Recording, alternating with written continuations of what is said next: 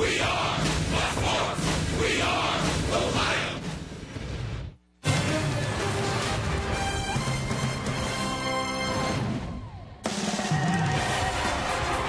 It's a beautiful night for baseball in the Steel City, and Fox Sports Ohio brings you Cincinnati Reds baseball from PNC Park in Pittsburgh. Tonight, the battle for the wild card intensifies. The battle for the Central Division intensifies as the Reds and the Pirates do battle for the first of three. Here are the wild card standings going into play tonight. The Pirates 2 games back of the second wild card slot. The Reds still in the hunt, 6.5 games back. And for these two teams, it's a time to win. Two teams that had 7-game losing streak since the All-Star break. Two teams back on a winning string right now. Hi, hello, and welcome to Pittsburgh, everyone. Along with the crafty left-hander Chris Welch and Jim Day, I'm George Grand. Reds, Chris, are running out of time, but they've won 4 of their last 5. Well, now is the time right now, and I think Brian Price has been trying to tell them that. They are on a little bit of a roll. It's just amazing what you can do when you start scoring a few runs on your behalf. They've scored 5+ runs and 10 hits in 3 of the last 5 games. That gets them some wins. Their earned run average has always been good all year long, but right now, 5-1 over the last 5. You got to say, if you're looking at a short trend, the Reds are going in the right direction right now. These are two teams that are winning right now, and for the Pirates, they're winning because they've gotten their big guy back in the lineup. You know the Pittsburgh story. Andrew McCutchen went out of the lineup. He's been back, not playing every day, but Chris, when he's in the lineup, he makes a difference. Well, he's an inspirational guy anyway, George. He's one of these tough guys that has played through a lot of pain this year, some injury. He's been on the disabled list already, but he's got a 253 average and 3 home runs since he's been recalled from the DL. But he's a guy that he's like the middle of the lineup guy. He leads them into clubhouse. He leads them on the field. And, of course, he's a very dangerous hitter, especially when he's healthy. And I'm sure Mike Leake, who's faced him, by the way, more than any other pitcher out there, Leake has faced McCutchen. So I'm sure Leake is pretty well aware of what McCutchen can do. Two teams that have battled injuries all year long, trying to battle right now for a wild card slot. It's Mike Leake against former Red Edinson Volkheads. Next on Fox Sports Ohio.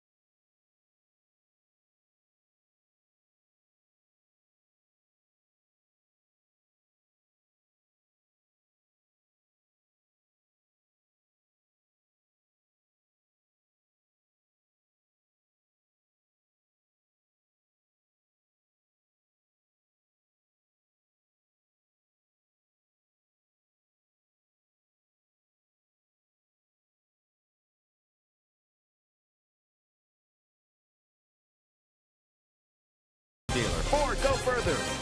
by Cincinnati USA Regional Tourism Network. Stay close to CincinnatiUSA.com. And by Skyline Chili. Feeling good? It's Skyline time. I'm Jim Day on the field. Gorgeous night here at PNC Park. You know, the Pirates and their faithful, they're talking sweep this weekend, or at least needing one, wanting one. But perhaps if you look at the numbers this season for the Reds against the Pirates, they should settle for 2 out of 3, because if you look at our game storylines, brought to you by Elk & Elk, serious lawyers for serious injuries, call 1-800-ELK-OHIO. Reds 9-4 against the Pirates this season, outscored them by 21 runs. Much better batting average, and the ERA, well, Pirates over a 5 ERA against the Reds in those 13 games this season. So the Buccos want to turn it around. They better begin on both sides of this baseball game. See how it shakes out. Let's go upstairs to the men that will call the game together again. George Grant, Chris Welch. Thanks, JD. There's Brian Price, the man who will manage the game tonight, trying to get his club closer to 500. They come in 65-69, 8.5 games back in the Central Division, 6.5 games back in the wild card hunt. Let's check his starting lineup tonight, sponsored by Meyer. Billy Hamilton in the leadoff spot. He has better numbers against the Pirates than any other team in the National League. Todd Frazier, who's hit nearly 300 against Pittsburgh this year, is in at 280. Brandon Phillips at second. Devin Mesoraco, the catcher, bats in the cleanup spot. Then Jay Bruce against Volquez in his career has a homer, a double, a couple of runs batted in, and 6 for 11 overall. Christopher Negron still hot, so he's at third. That means Frazier's at first. Skip Schumacher, who's hit 295 against the Buccos in his career, is in left. Zach Cozart, the shortstop, after a hot series against the Cubs, hits 8. And Mike Leake, the pitcher, bats in the number 9 position. And here's the former Red, Edinson Volquez. Yeah, our good old friend Edinson Volquez, now 31 years old. Tonight he makes start number 180 of his major league career, and he is over 500 by 5 games in that career. And he's having a pretty good year. 11 wins for Volquez. One more will give him the second most wins he's had in his career. Remember the 17 that he had with the Reds back in 2008? That was his banner year. But he's having a very good month of August so far. In the month of August, 3-0 with a 2.35 earned run average. In fact, last time he pitched was against the Brewers. He pitched only 5+ innings, gave up, I think, 10 or 11 hits, but only 2 runs. So he's finally maybe learning how to pitch, in addition to having a pretty good arm. Always a lively arm, and he says by his own admission, I'm finally growing up. Billy Hamilton takes a ball inside from the home plate umpire. Fielding Culbreth, who's behind the plate. Brian Knight is at first. Jim Reynolds at second. And Manny Gonzalez, your third base umpire. Here's Billy, who's off a hot streak. Last 2 games, 4 for 7. A couple of stolen bases that's gotten him to 51 on the season now. He continues to be the trigger to the Reds offense.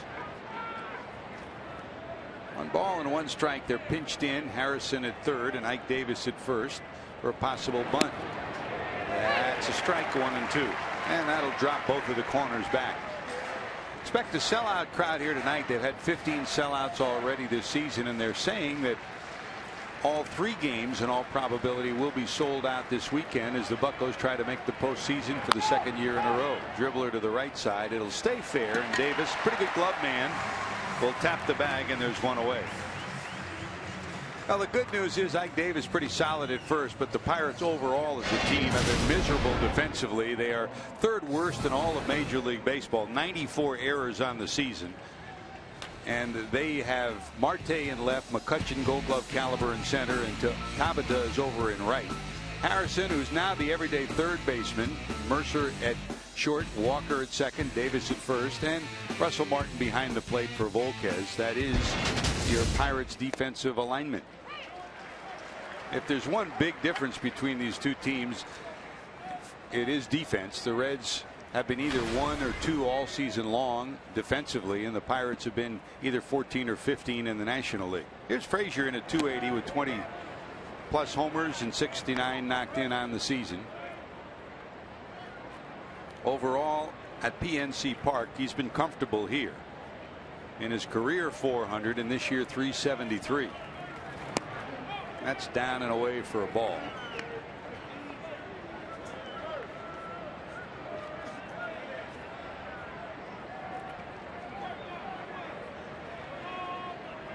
Frazier back at first base. And Chris, it's been interesting to watch how Number one, he's had to evolve from a third baseman to a first baseman with Joey Votto out of the lineup. But the other part is he's battled that back injury, and to play through it, really, you've got to give him a ton of credit the way he's worked his way back and been able to play with it. It's still not 100%, but he's been able to manage it. I think there are a lot of players out there in that same category, George, but he knows how important he is at this ball club, especially with Joey Votto on the DL, Brandon Phillips just coming back. I mean, you need somebody in the middle of the order, and fortunately for the Reds, it was not a debilitating injury, just one of those kind of nagging injuries, very similar to, I think, that what Andrew McCutchen has gone through with the Pirates.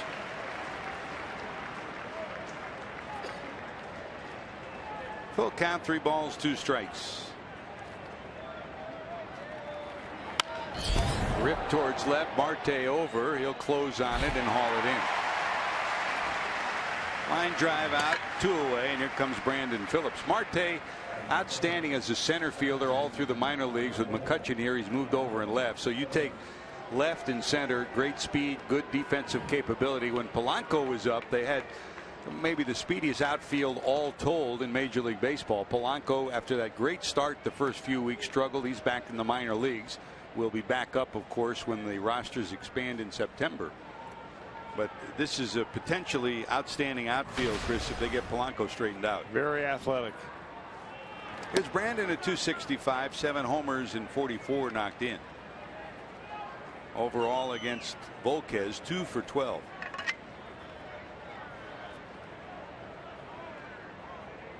Pretty good numbers against the Pirates in his career, too. 314. This hit in the wrong place for him, in the right place for the Pirates, as the Reds go 1-2-3 in the first. Going to the bottom of 1. Here's Mike Leake.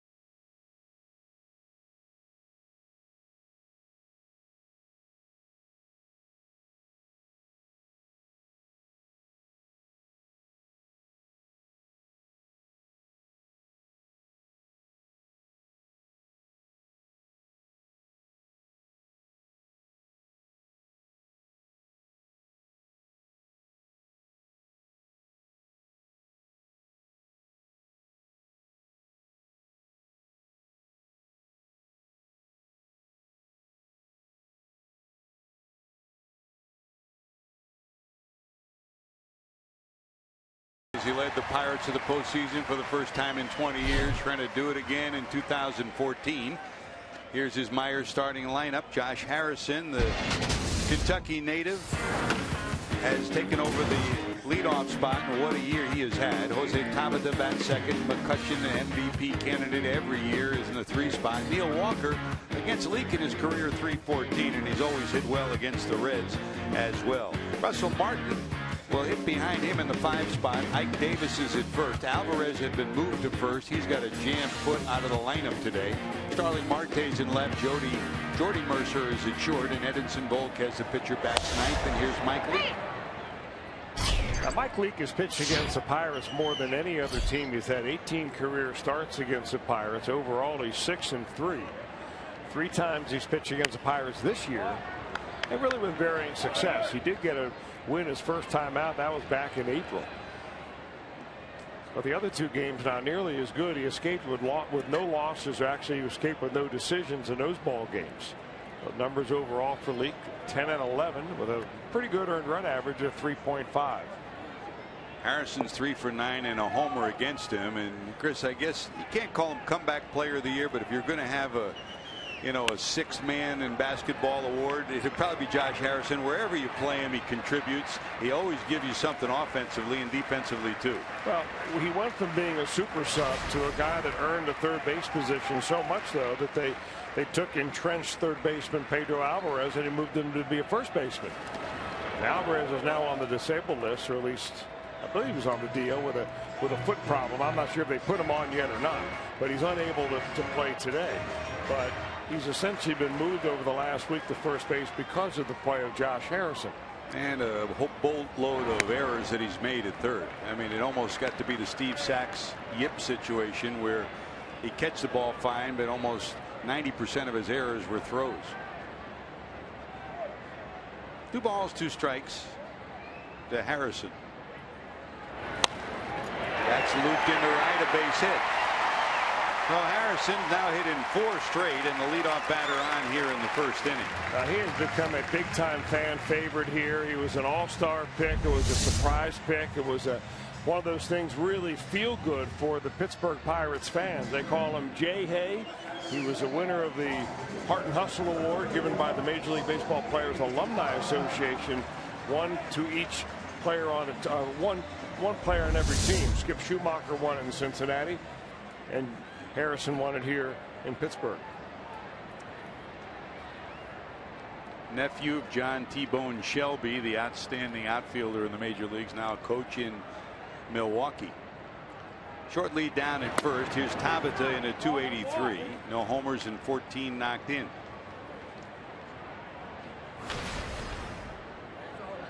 It looked like they had their right fielder in Polanco, but when he struggled as the league adjusts to you, you have to adjust back. They sent him down. So between Snyder and Tabata, they're getting a chance to patrol right again.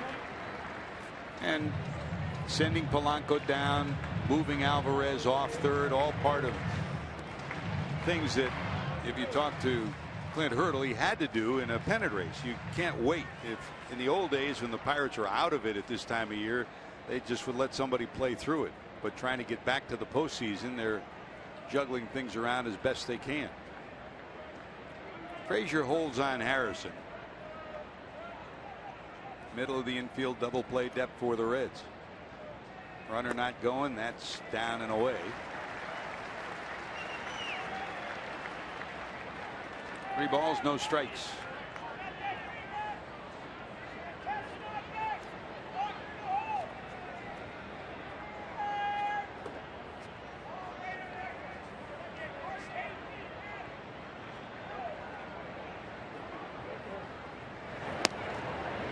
That's a strike.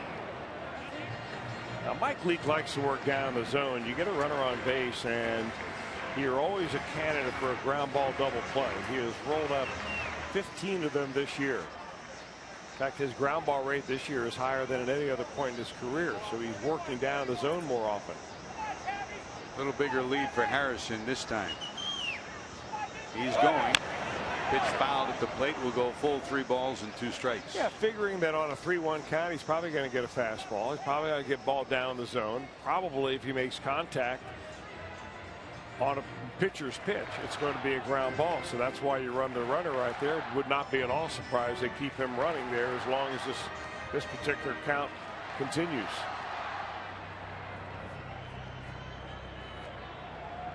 He's adjusted to pitching at Great American Ballpark, and he's adjusted after watching his good friend Bronson Arroyo. Runner going again, hammered down to short. They'll get one at second, on to first. Yes, the Reds turn it. Great glove work by Cozart, and then almost behind the back effort by Phillips. Brilliant effort on both sides of it for the Reds, who turn it into 2. Well, anytime you can turn a double play on a ground ball with the runner running, something's good is happening for you. And that's exactly what happened right there. Mike Leake gets a ground ball up the middle, so it gives Zach Cozart a real quick flip toss right there. And Brandon Phillips turns it very well. Good stretch. That's a good teamwork double play. Talk about it so often. The Reds are #1 defensively in the National League, but even more importantly, they play better than the numbers. There's a great example. You saw that last hop was a tricky one that Cozart had measured, and then he just got it in the webbing of his glove and still was able to turn it into 2. 3 good plays turned what could have been a base hit into 2 outs. Here's McCutchen. Talk about who's the man that makes you go. Number 22 certainly is that, the MVP for the Pittsburgh Pirates. 307 overall, 20 homers, 71 knocked in. Battling a rib injury that won't be 100% till the year is over. He'll take innings off and maybe a game or 2, but he realizes his importance. Hit hard down to short. Cozart has it. That'll do it. So a leadoff base hit, nothing to show for it. Leake will take a breather. Back to work goes Devin Mesoraco to the plate.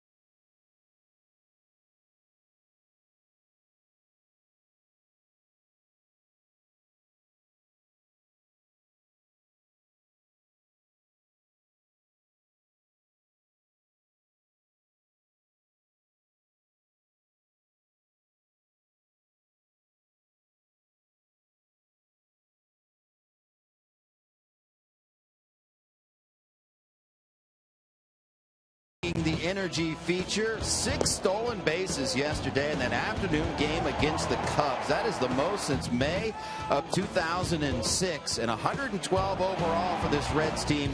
Also the most since 2006. And guys, Brian Price preached about it during spring training. He said we are going to be much more aggressive on the base pass. Sometimes that's got them into the trouble. There's no question. They've had a lot of runners thrown out at home plate, but as far as overall aggressiveness and those numbers, well, bears it out exactly what he said. They have been aggressive. JD, you've been down by that dugout all season long, and part of it is a philosophy, but when you got a Billy Hamilton carrying the flag and leading the way, it's infectious, isn't it? It is, and guys, want to do their part, and even guys like Zach Cozart. Before this season, they asked him, why did you have 30 stolen bases in a season in the minor leagues and not stealing up here? He says, I got to get the green light. They weren't giving him the green light. These guys have the green light a lot more this year, and it's shown. Even Frazier, with those sneak attack stolen bases, has done a very nice job. Thanks, JD. Frazier now sitting at 19 stolen bases, one more, and he'll be a 2020 stolen base home run performer. Here's Mesoraco in at 278, 20 homers and 64 knocked in. And Chris, as a pitcher, when you faced, you would face the Cardinals, for instance, in your days, you knew, ooh, look out.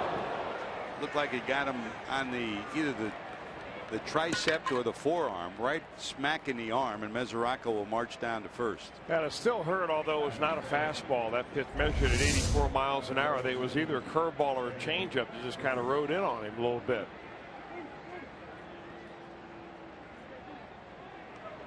More of the chest, looked like it got him on the peck. Yeah. Hard to get hit there. Unless you're a catcher, you're hit there all the time, right? Yeah, that's true. So he marches down to first, and here's Jay Bruce. 218, 14 homers, 55 knocked in. Hit pretty good left center field. Marte will have room, though, under it. Tagging is Mesoraco, but he'll hold. I think to get back to your comment, George, about a team that is aggressive overall in the base pass, as a pitcher facing a team like that, it just makes you more aware that you have to throw over more often than you would to just one guy on the other team who represents a stolen base threat. So I think the Reds are like that. You're seeing now more often pitchers are throwing over with Todd Frazier at first base because he's had so many stolen bases. Jay Bruce the same way.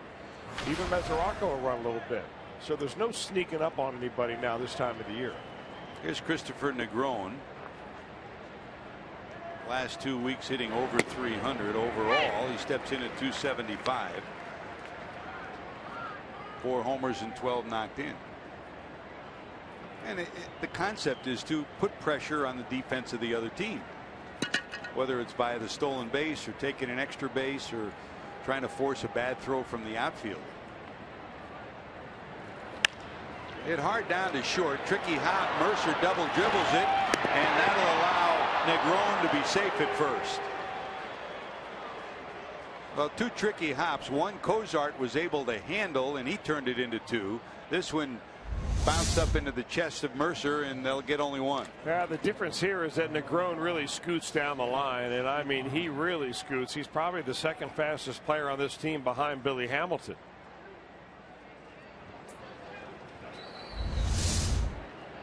So the inning's still alive. Negron down at first, and here's Schumacher.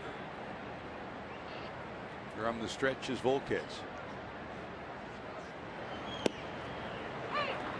When you first came up, not everybody used the slide step to battle the running game, but now just about everybody does, don't they? Well, we were always told it was going to hurt your arm if you didn't load up like you normally do in your full delivery. But, you know, right-handers now almost have to do that. In fact, a lot of left-handers do too.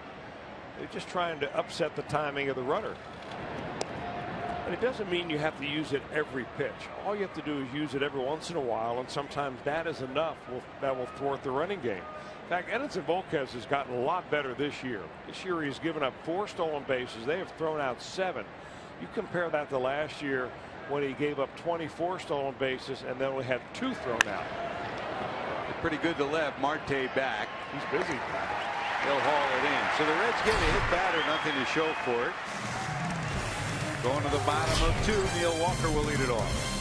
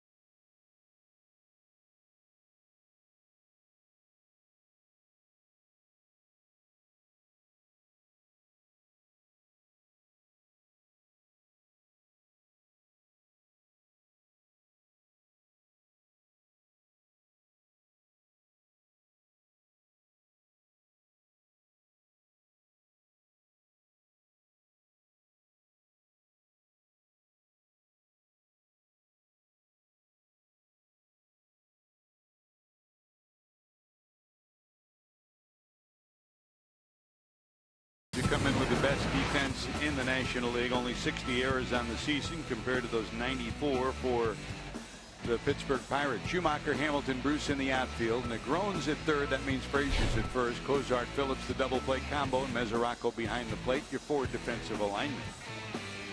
Here's Walker. Neil in at 277, 17 homers, 56 knocked in. In his career, pretty decent numbers against Mike Leake. 314, 11 for 35, and a home run. Right on the corner for a strike.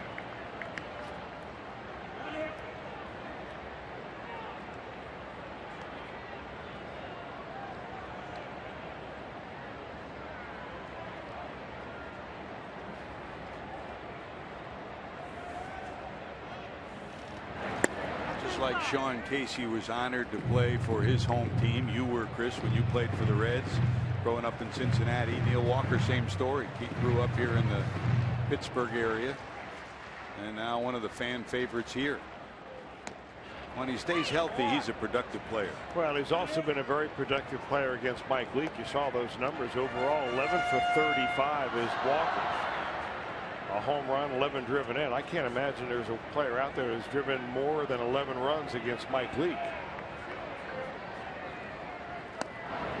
2-2 just misses on the outside corner. Leake looks like he's got pretty good command already tonight. He's keeping the ball down very nicely like he did his last time out against the Braves.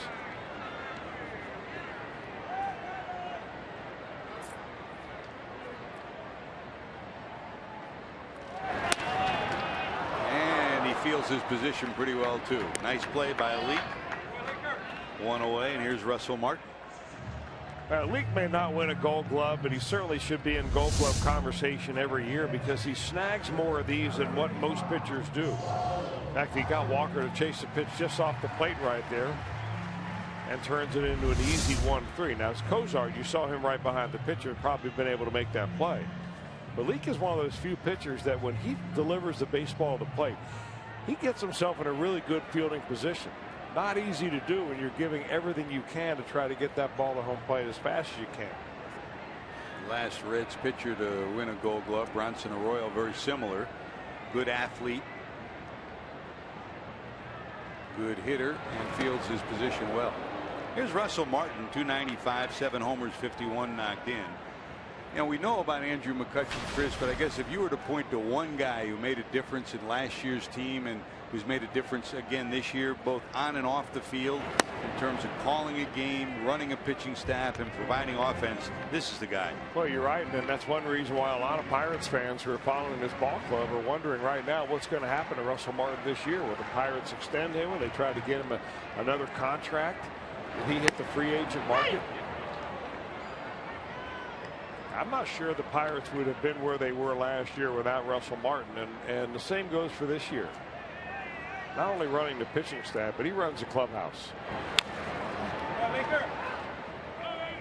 I haven't been in a coach's room this year where the coaches have not talked about Russell Martin and what he's meant to this club, and most of those teams are looking for a catcher. I mean, if you look at one position around the National League this year that could make a difference in a club in terms of making them a quasi contender into a contender, catcher might be that post. This ripped towards left center. Here comes Hamilton, and he got it. Billy did it again. He robs Martin of at least 2 with a brilliant diving catch in left center. He plays better than the numbers, Chris.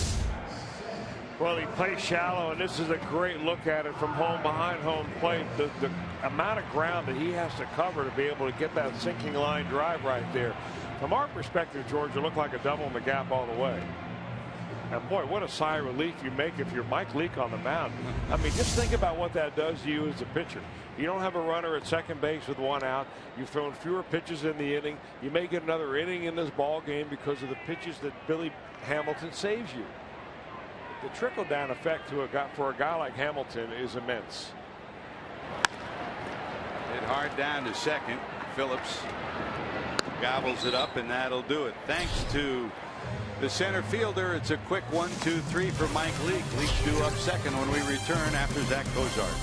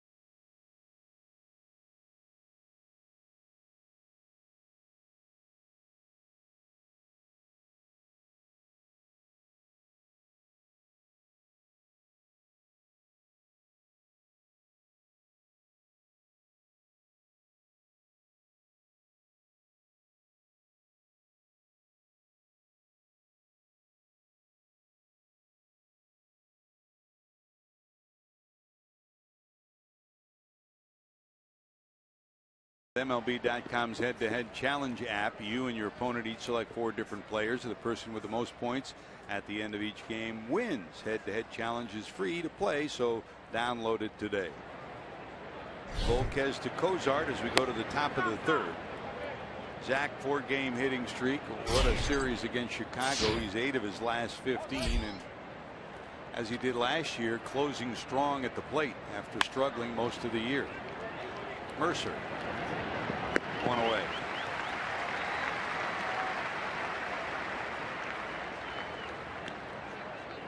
Jordy Mercer, the everyday shortstop now. Cliff Barmas just off the disabled list.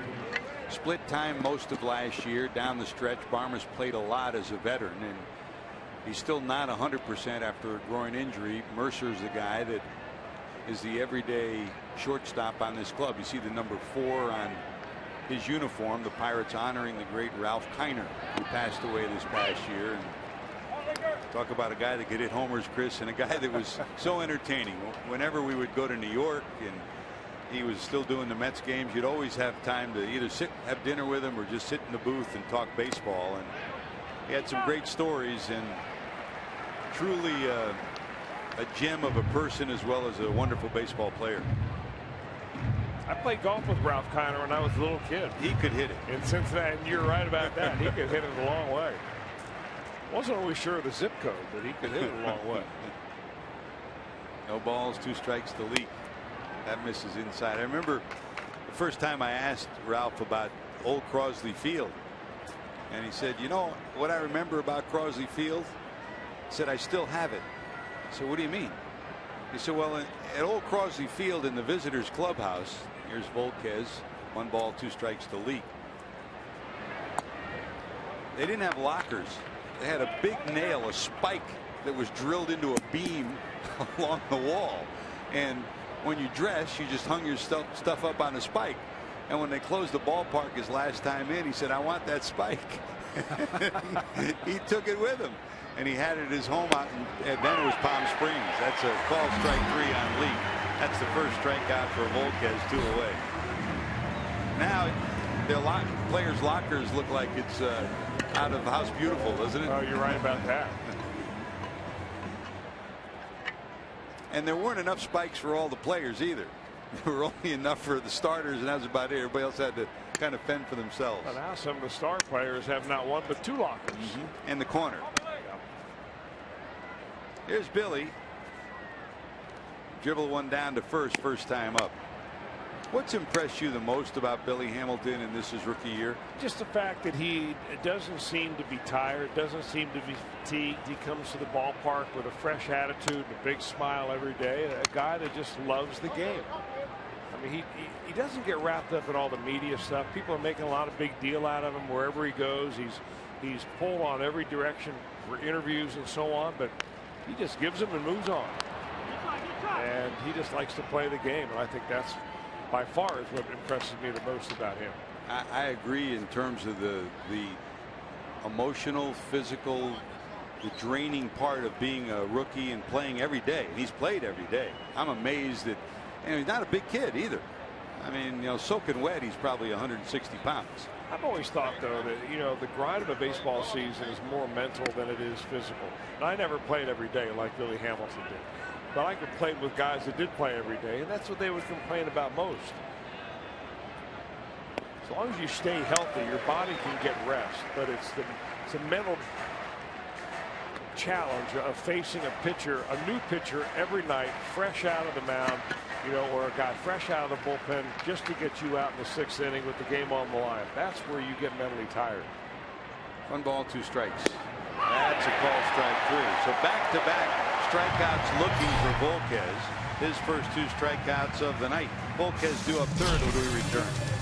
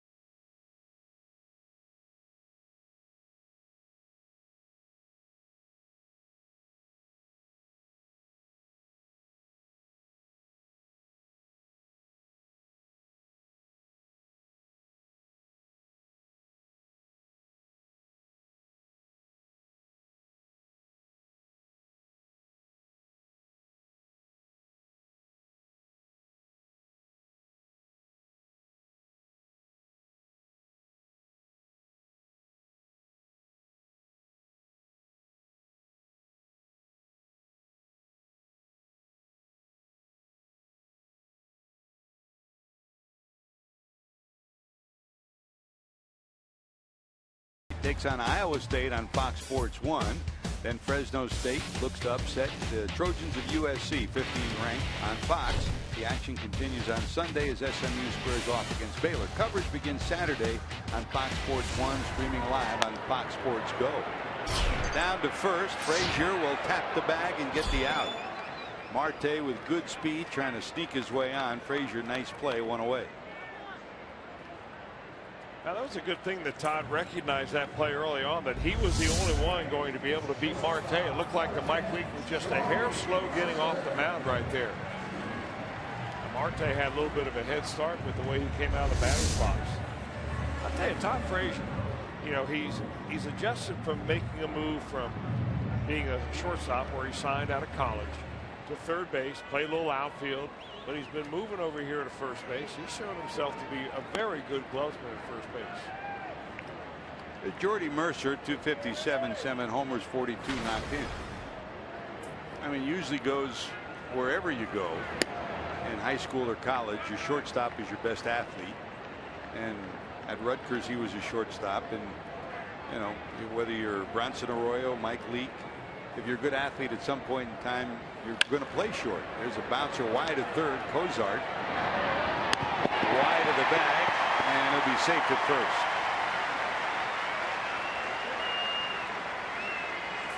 Mercer gets down the line pretty good. They'll probably score at a base hit.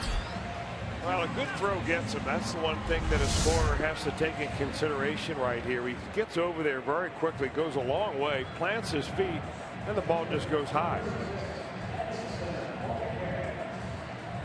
They'll score it an infield hit, so 1 out, 1 on, and here comes Volquez.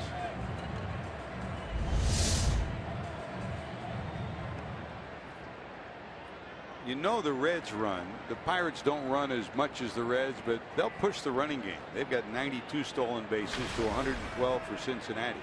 See if Volquez will sacrifice with 1 away. He shows bunt and takes ball 1. With the best, hottest hitter that the Pirates have due up next, Josh Harrison, who's also been their either number 1 or number 2 hitter with runners in scoring position next up. They'll try to find a way to get Mercer to second.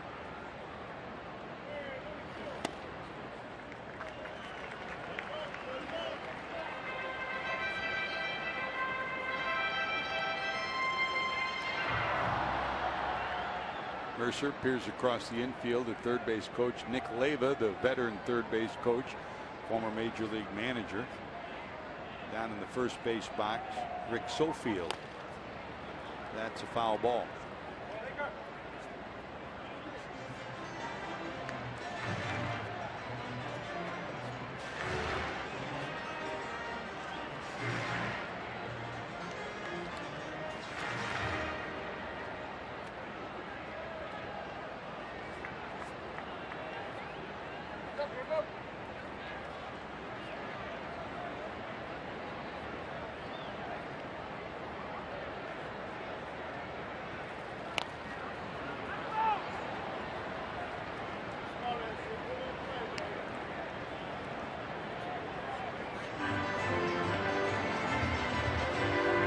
Phillips was trying to pull a sneak attack on the runner Mercer down at first, with Frazier charging, and it appeared Volquez doing nothing but bunting.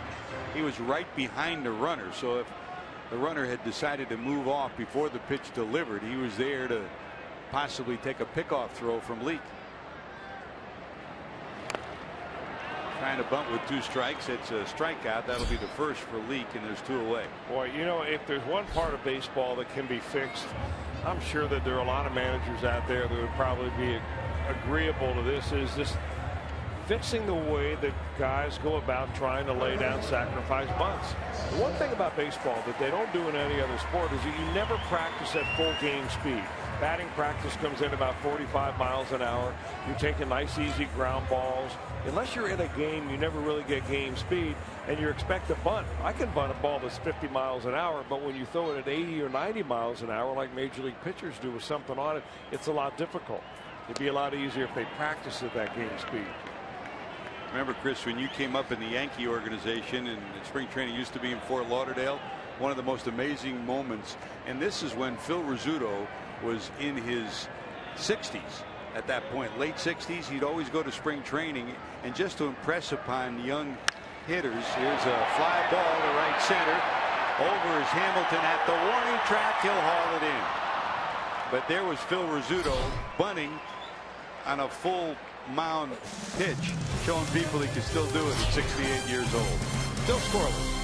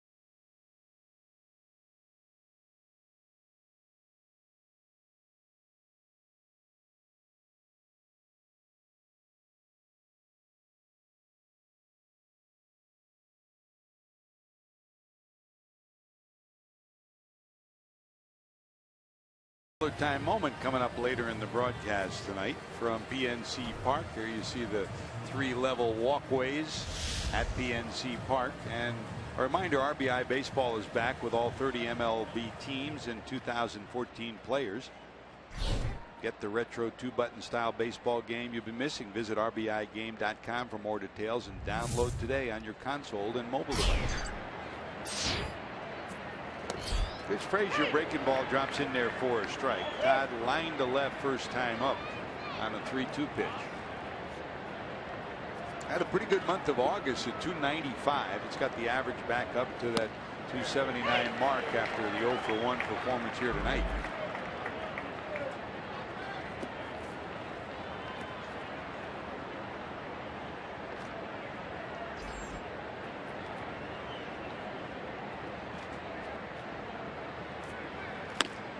As Frank Sinatra used to sing, and Todd Frazier is one who has honored Sinatra with his walk-up music at home.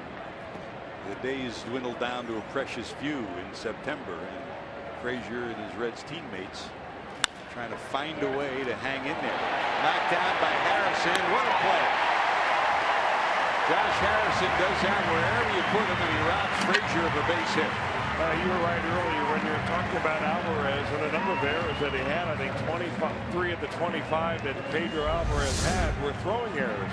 I'm not so sure they got this kind of defense out of that previous third baseman either. An excellent play right there for Josh Harrison.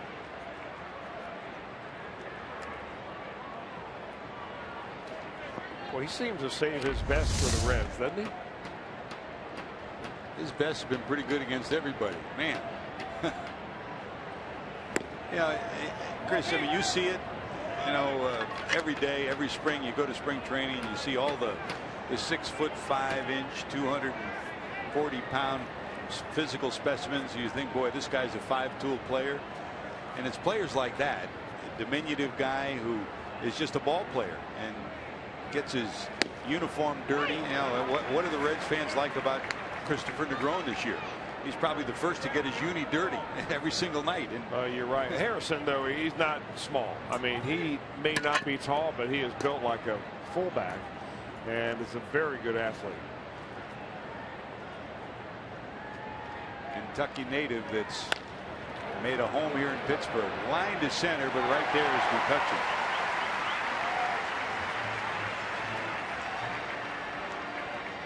Now time for you to tweet your photo using hashtag #OhioFanPhoto for a chance to have it shown in an upcoming game broadcast brought to you by AT&T.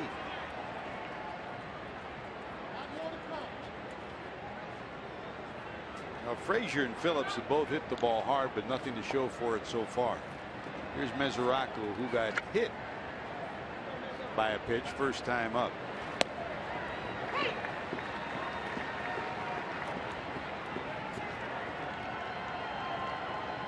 The Reds will play the Pirates one more time, the final 3 games of the season in Cincinnati. To Hopper down to third. Harrison has it, and the Reds go quietly in the 4th. 1, 2, 3. Bottom of 4, Jose Tabata, then McCutchen.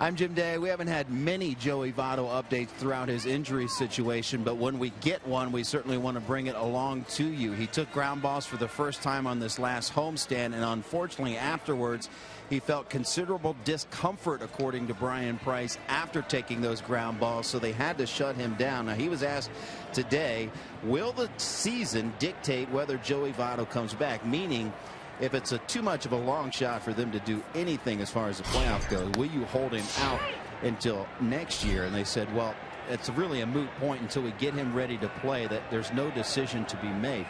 I asked him a very direct question. I said, is there any concern within the organization that this could be a debilitating thing and affect him for years to come? And he said, no, there is none of that. We wouldn't be trying to get him ready for September if anyone was worried about that. Right now, shut down again with discomfort after taking ground balls.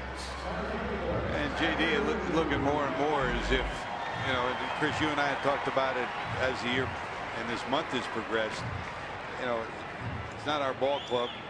We don't make the decisions, but when you have as much money as you have invested in Joey Votto and Homer Bailey, why take a chance at this stage?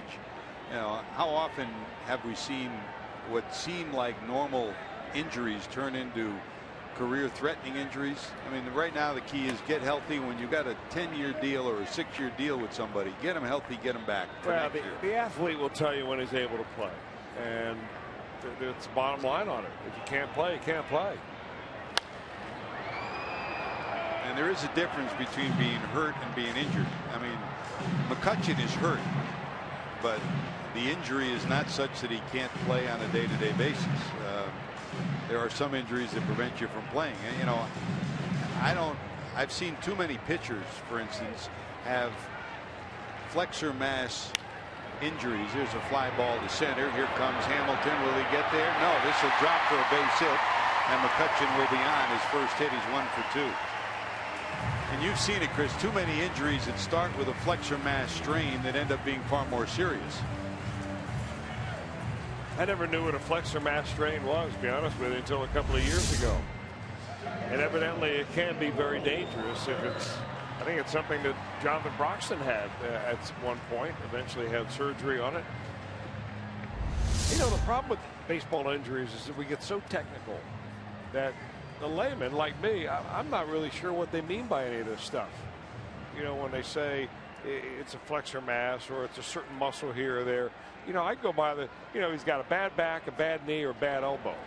And until he comes back, he's not doing you any good. So why spend a lot of time talking about it? There's McCutchen sitting at first with one out, and here's Neil Walker.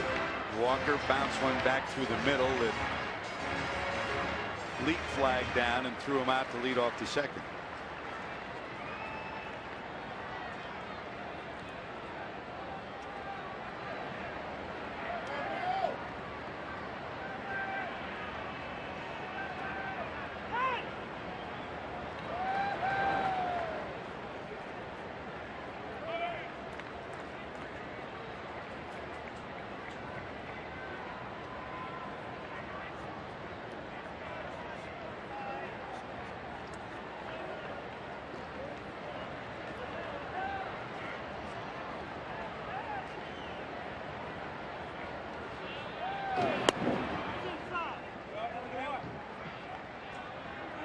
Ball, one strike from Leak.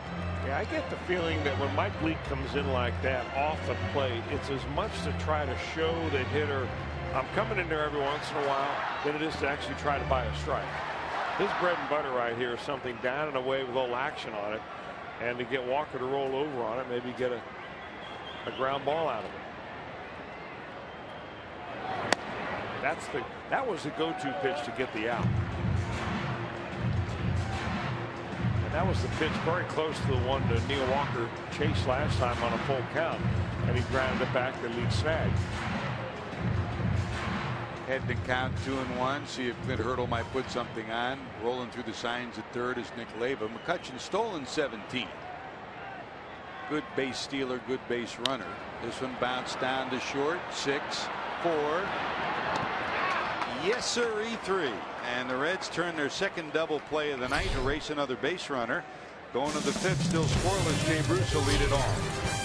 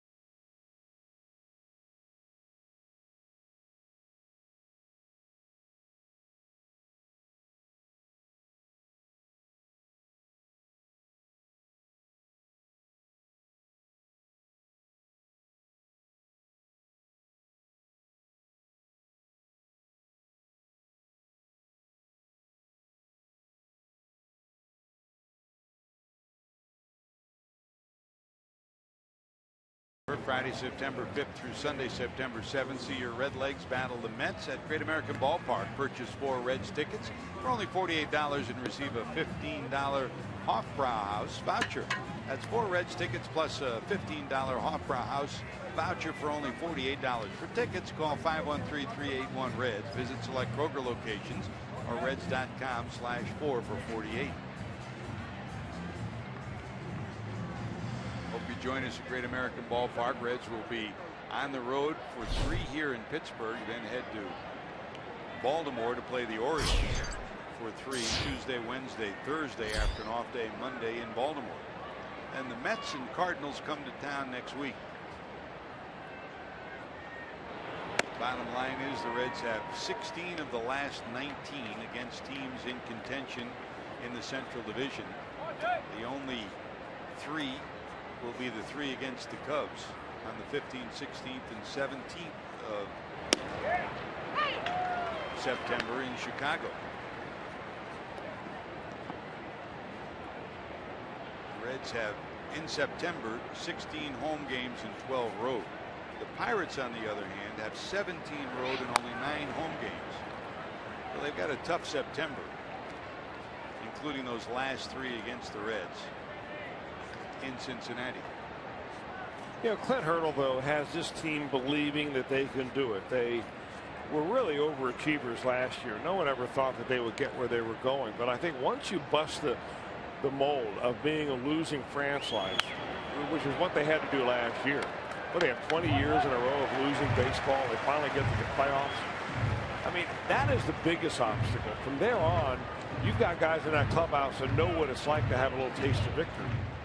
And it gets a little bit easier for him, even though he's been beset by a lot of injuries this year, and their pitching is not nearly as good as they had last year. But little by little, they're getting some guys back healthy. You know, and a manager can set the tenor in a clubhouse, whether you're Clint Hurdle or Brian Price, but basically it's players that run a club. And what Russell Martin's presence in this ballpark, in this clubhouse, meant to the Pirates last year was measurable. Same thing for Neil Walker. Bouncer down to short. Mercer has it. Bruce is retired 0 for 2. Now, the other thing to consider when you're talking about the Pirates is that their farm system is flush and chock full of talent. They've got a number of young players, and I'm not talking about A-ball and AA players. I'm talking about guys that are at the AAA level that they're going to bring up, and they're going to bring up a bunch of them, I think. And I'm not sure how much playing time they're all going to get, but that helps when you're trying to retool and figure out what you're going to do next year, if you have some guys in the system that are ready to be plugged in.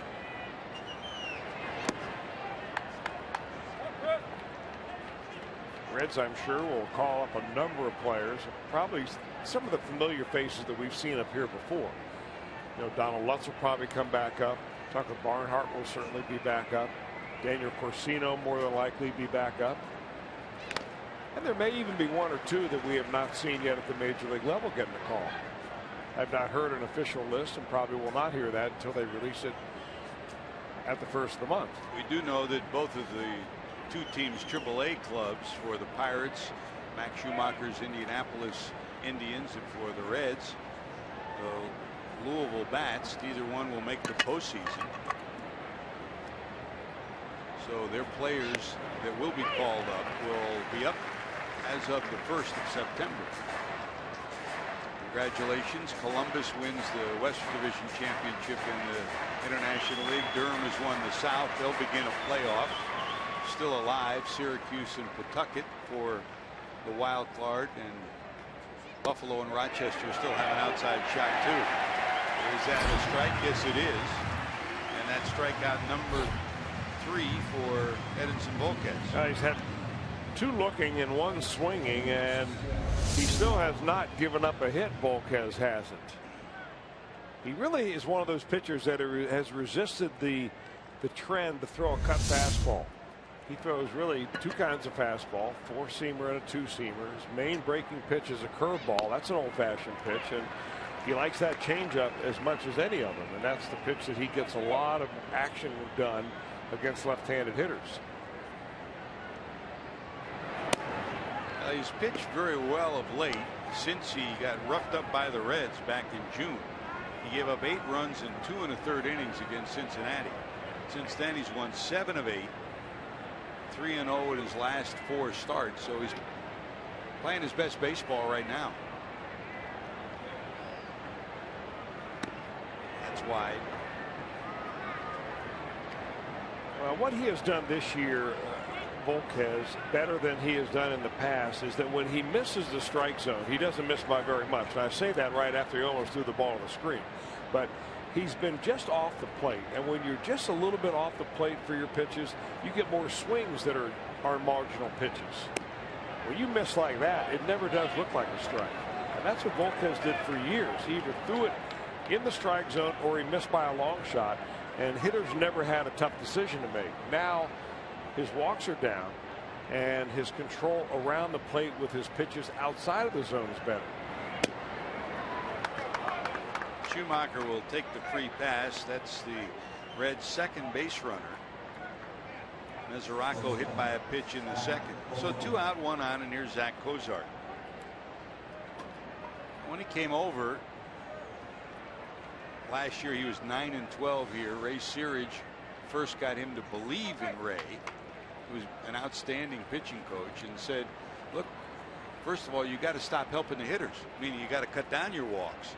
Searage very much like Brian Price and Jeff Pico on the Red side, where it's not a lot of trick pitches. It's simple mechanics and simple philosophy that they feel will get the most out of their pitchers, and they're getting the most out of Volquez this year.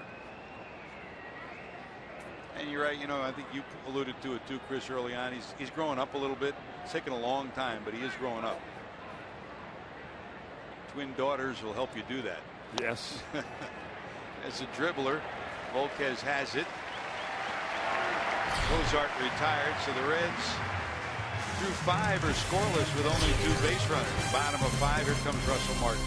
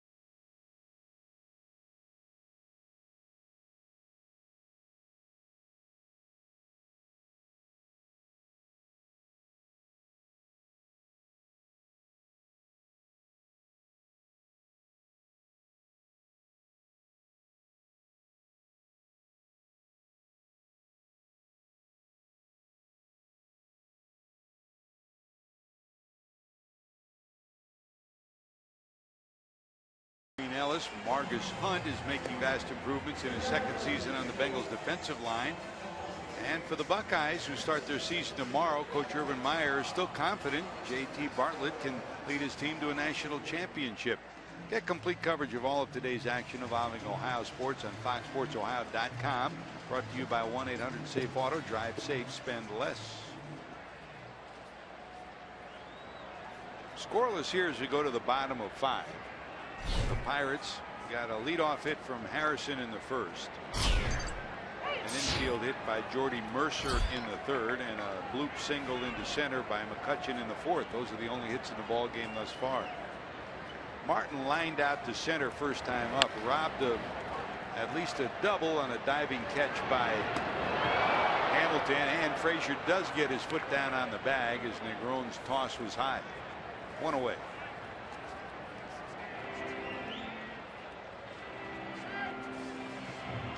Here's Ike Davis, bounced to second first time up.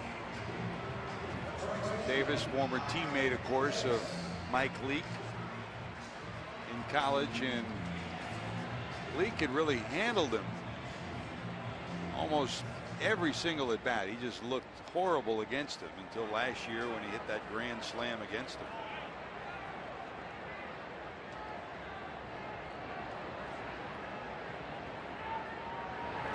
Now that was on a hanging curveball, I think, that Ike Davis got, and he lined it out of that ballpark in New York, and it was a very untimely hit for the Reds. But I've not seen Davis get a curveball since. He's staying on with the fastball and making him get that bat through the zone, which he's not doing. Boy, both these pitchers are really mowing him down. And don't forget, after every Reds game, Fox Sports Ohio breaks down the game, brings you the first interviews with Brian Price and the players. Reds Live brought to you by Performance Kings Honda. Standing by back in the studio, Jeff Pecoro, Brian Giesenslaw, Kent Dreamweaver will be filling you in on all the post-game highlights and stories of tonight's ball game. Great to have you with us here in Pittsburgh, the first of three. Night game tonight. Tomorrow it's Alfredo Simon against Vance Worley. Reds Live at 3:30, the game at 4, so that's an early start tomorrow. And then on Sunday, Johnny Cueto against Francisco Liriano. Reds Live at 1, the game at 1:30. Off day Monday, and then the Reds go to Baltimore. Great to have our crew here in Pittsburgh. Our producer Josh Hall, director Brian Hunterman, down in the truck tonight. Lauren White, Kevin Penwitt down in the truck, making the trek over from Cincinnati as well. Jesse Jackson, he took the bus, Chris, and he got here.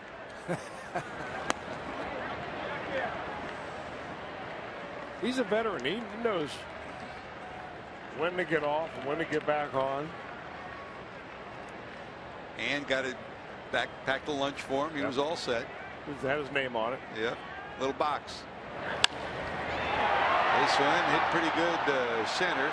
Back is Hamilton, though. He'll haul it in right in front of the warning track. Marte's retired. 1, 2, 3. Leak due up when we return.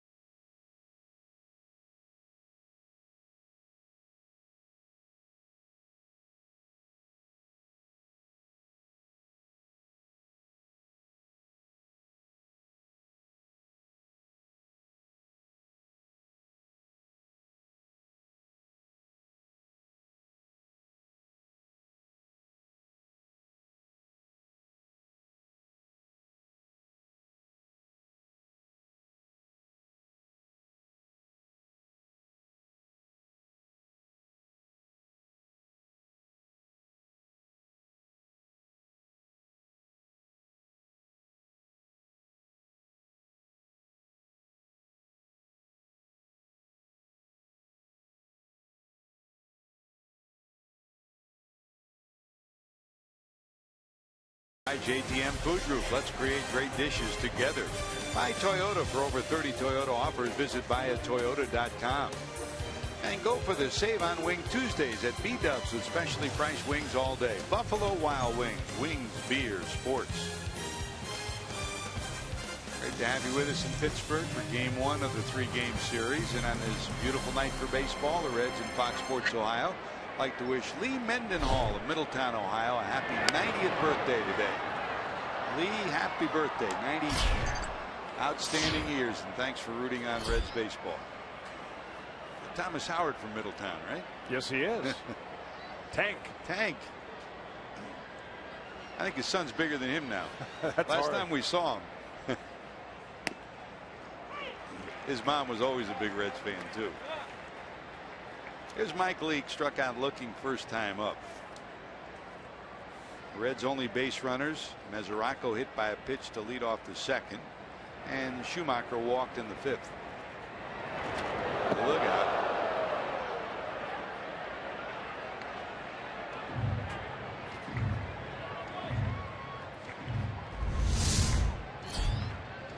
Mike Leake stepping up in the batter's box right there. He must have seen something out of that, because he figured a curveball was coming. You never move up in the batter's box when you think you're getting a fastball. And it was a curve, but it was thrown to his weakness, high and behind him. Just a bit outside and high. Swing and a miss in the dirt. Martin has it, and they'll get Leake one away. 4 strikeouts for Volquez, and here's Billy Hamilton, who has one of those strikeouts, 0 for 2.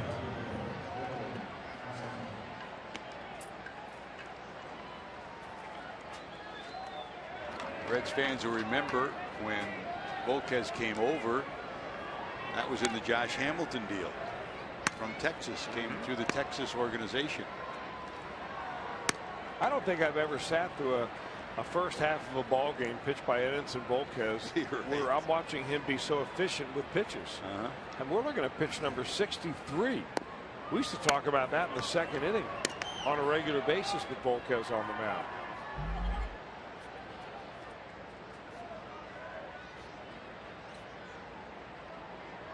Ball 1. I can tell you part of the strategy the Reds were going to try to employ tonight against Volquez is be patient at the plate. They did that in yesterday's game against Jake Arrieta of the Cubs, and they ran his pitch count way up early in the ball game. He didn't last very long, and I think the Reds were hoping the same thing would work tonight against Volquez, but Edison's throwing too many strikes.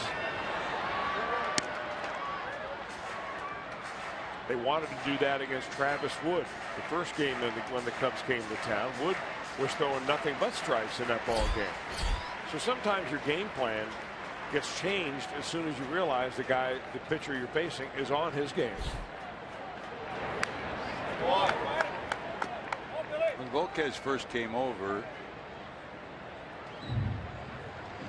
you knew he had a lively arm. And his minor league pitching coach, Andy Hawkins, said, and he was the one loud voice in the Texas organization who was supporting Edinson all the way through the minor leagues. Many thought he would never harness his ability.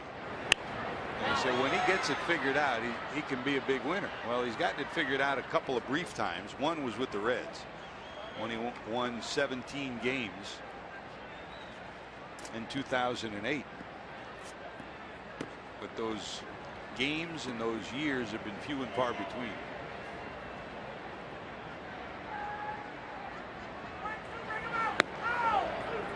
Now that's pretty much what the league has been trying to do to Billy Hamilton when they get 2 strikes on him. Go up the ladder, try to make him hit the underside of the baseball or just swing through it. They do not want him putting the ball on the ground. That's why he doesn't see much down around his knees. 2 balls, 2 strikes.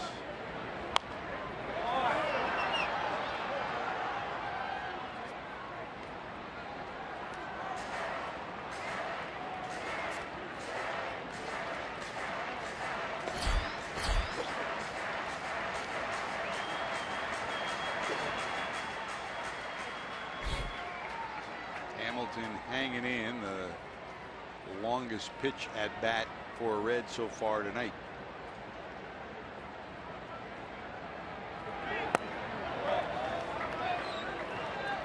And they'll go full 3-2.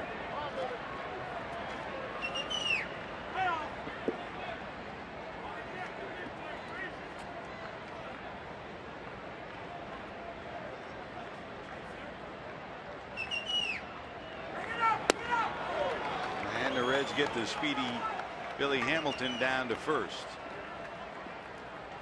As you continue to tweet your photos using the hashtag #OhioFanPhoto, here's tonight's fan photo of the game brought to you by AT&T. Want to say thanks to Bergen Sports. That's a good group. Frasier and Company in Miami, Chris. He has friends and fans everywhere he goes, doesn't he? Oh, you better believe it. And he's making new fans every day. Here's Frazier, line to left. Hit a rocket down to third that Hamilton turned into an out. He's hit the ball hard twice, nothing to show for it. Coming into tonight, he was 3 for 10 against Volquez.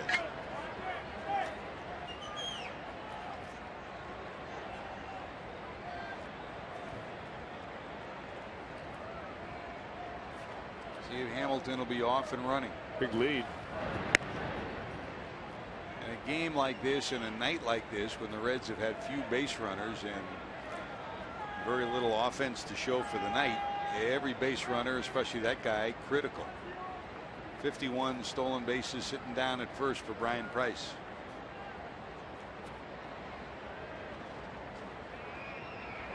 Not going down to third, but foul. And the other part of the decision is how many pitches does Todd Frazier give Billy Hamilton, and do they have a sign worked out with each other? Now, you wouldn't expect it now with one strike, because you never want to put a hitter into a 2-strike hole. But he gave him one. It was a ball. Hamilton didn't go. He swung at that last pitch.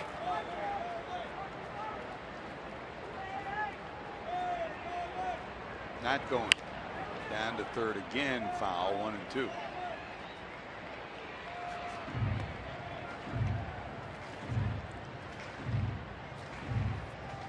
The best base stealers in Reds history were the ones who stole when you needed it. Joe Morgan, the greatest example of that.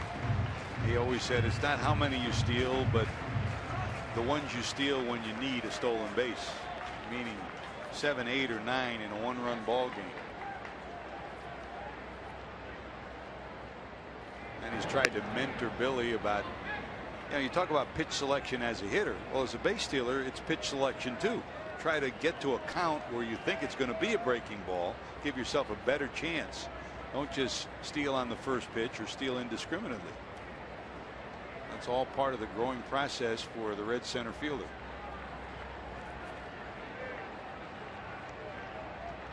Little bigger lead.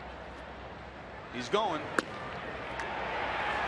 Forget it. It's into center, and Hamilton will wind up at third.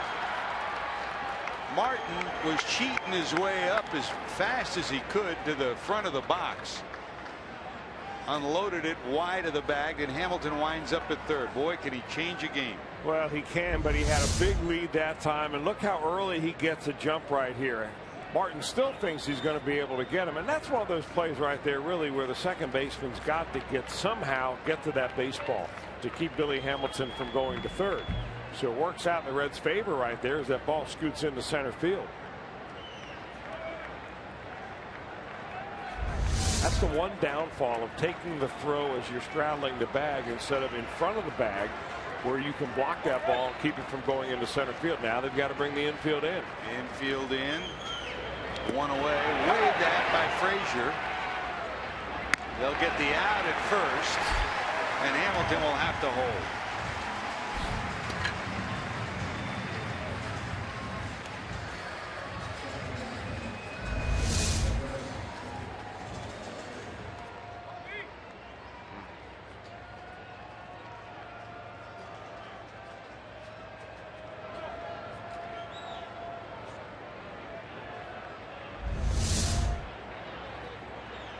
So 2 away, the infield drops back, and here's Brandon. Phillips flied to right, flied to center, and lined to center. 0 for 2.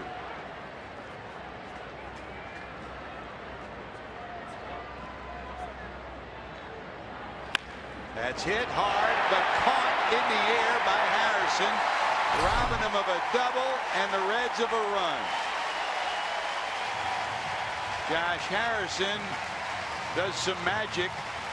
Billy Hamilton left stranded. Another look at an outstanding play by the Pirates' third baseman.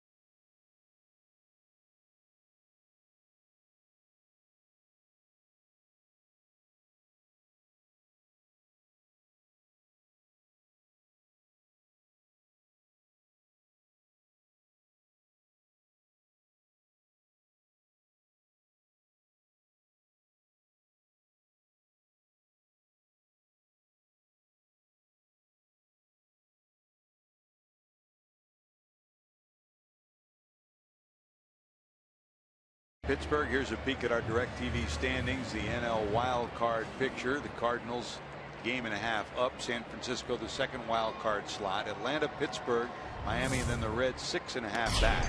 Overall, the Reds 8.5 back in the Central Division. There's Jordy Mercer to lead it off as we go to the bottom of 6. Volquez to follow, and then Harrison. Mercer reached on an infield hit first time up.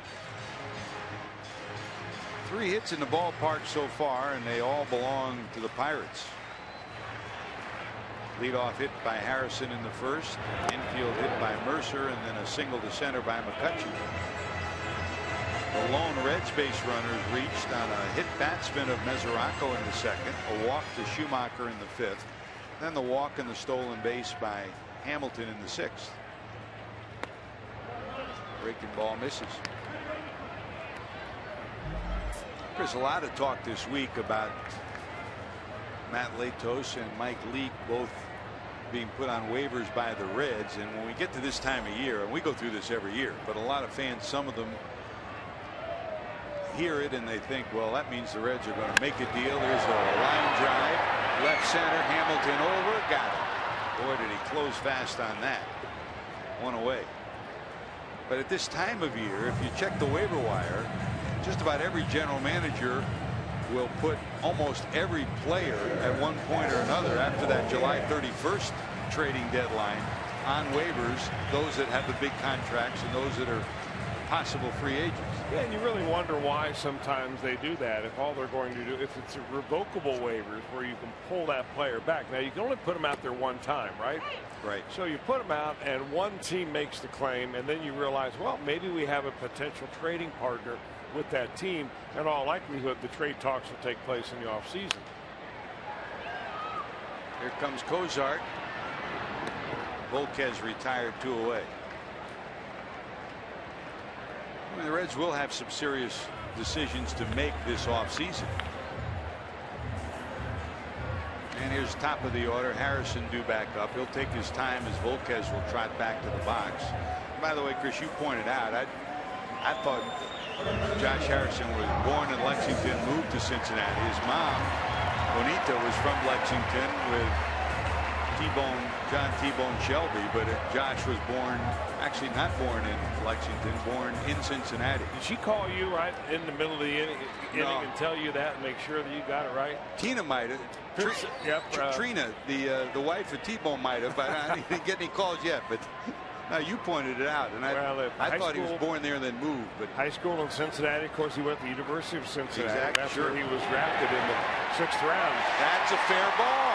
And it'll go into the seats. It'll be a ground rule double, and the third baseman does it again. He's 2 for 3, and in a scoreless game, he's in scoring position with 2 outs in the 6th. There are 4 hits total in this entire ball game, and Josh Harrison has half of them. One a little shot down the right field line. That ball, a little full swing blooper down the left field line. Boy, he got around quick on that ball. That ball looked like it was right on his chest. Just to show you how quick his hands, and he can get that bat through there. So Harrison, good speed down at second, 2 away, and here's Tabata, who bounced into a double play and bounced to second. Leak working from the stretch. Fastball misses up and in. Well, Leak has been very precise, though. He has been right on with his pitches. He had a great outing his last time out, and doing the same thing tonight.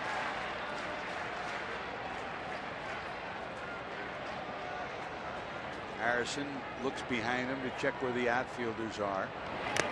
Big swing from Tabata. The one area offensively that the Reds have struggled in all year long, that the Pirates have excelled in, is hitting with runners in scoring position.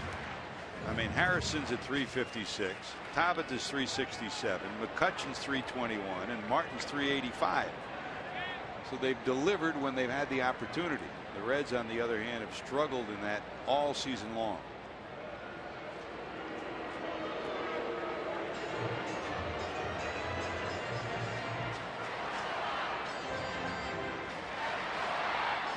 Brian Price and his bench coach Jay Bell. Bell, of course, was a star here, and still every time he comes to Pittsburgh, everybody's looking for him, wanting to shake his hands and wanting to wish him the best of luck. He was the hitting coach here before coming to Cincinnati to be reunited with Brian Price as the bench coach. And that guy will be a manager someday too. 1 ball, 1 strike. Now to short. Ozark has it. Quick flip. Not in time. Well, Todd Frazier's going to call Brian Price out of the dugout because he feels like he got that ball in his glove before he felt the bag being touched by the runner. He immediately made the call to Brian Price. Now, the aforementioned Jay Grell will be on the phone with Rob Coughlin. He's the video man for the Reds in the Reds clubhouse. They'll review it and they'll take a look at this.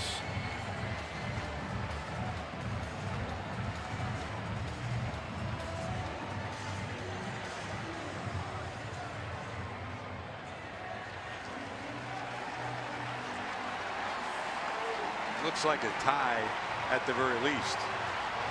Well, it could be.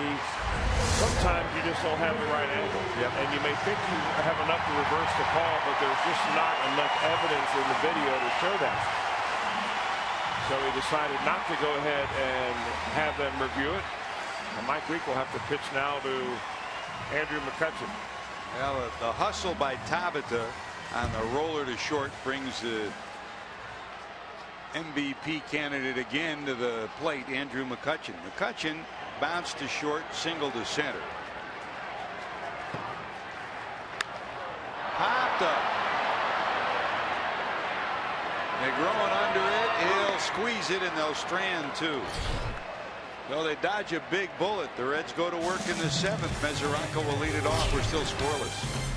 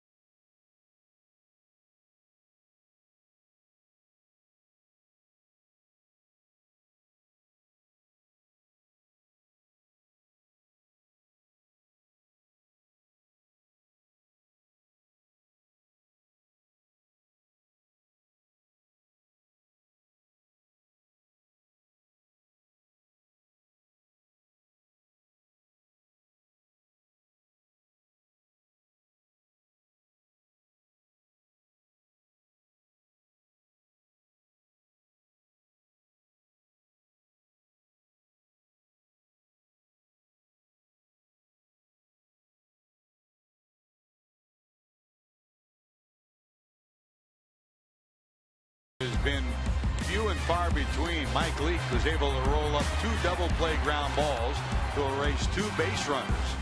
He needed big help and he got it both times. And then he got some great defense from his center fielder Billy Hamilton, robbing Martin of a possible double.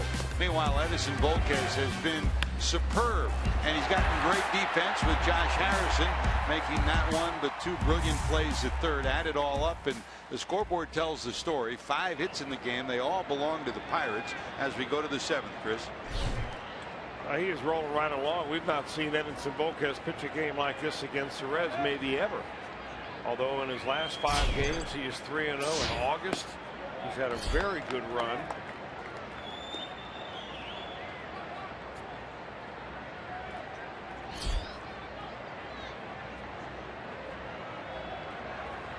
Ball 1 to Mesoraco, was hit by a pitch and then grounded out. That curveball right there has been very good for him. I know he changed his speeds on it a little bit.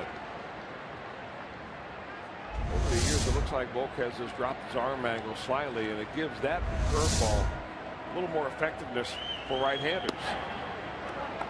It's almost a side slinger with that pitch.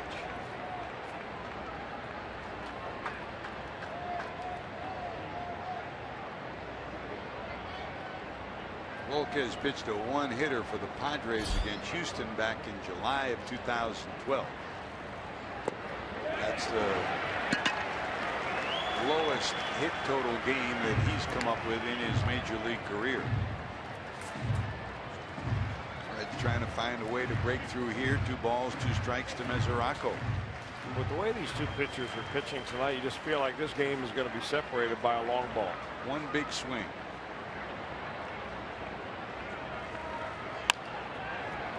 That's going to go through the first hit. They overshift on Mesoraco, and it still sneaks through. Ironically, if they've got the shortstop there in a regular position, it's probably a ground ball out. Nice round of applause from the sellout crowd at PNC Park as Volquez goes 6+ innings of no-hit baseball before Mesoraco delivers this swing.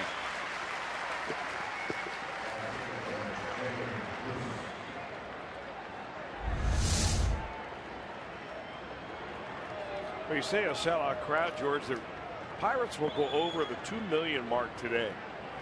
That is the fastest that they have been to 2 million since this park opened in 2001.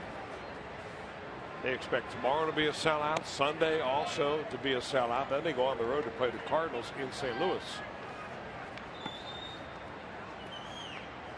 They drew 2.2 million last year and are on a pace to beat that this year. Here's Jay, flied to left and grounded to short. Of anybody in the Reds lineup, he's capable of that one big swing. Coming into tonight, he was 6 for 11 against Volquez with 1 home run.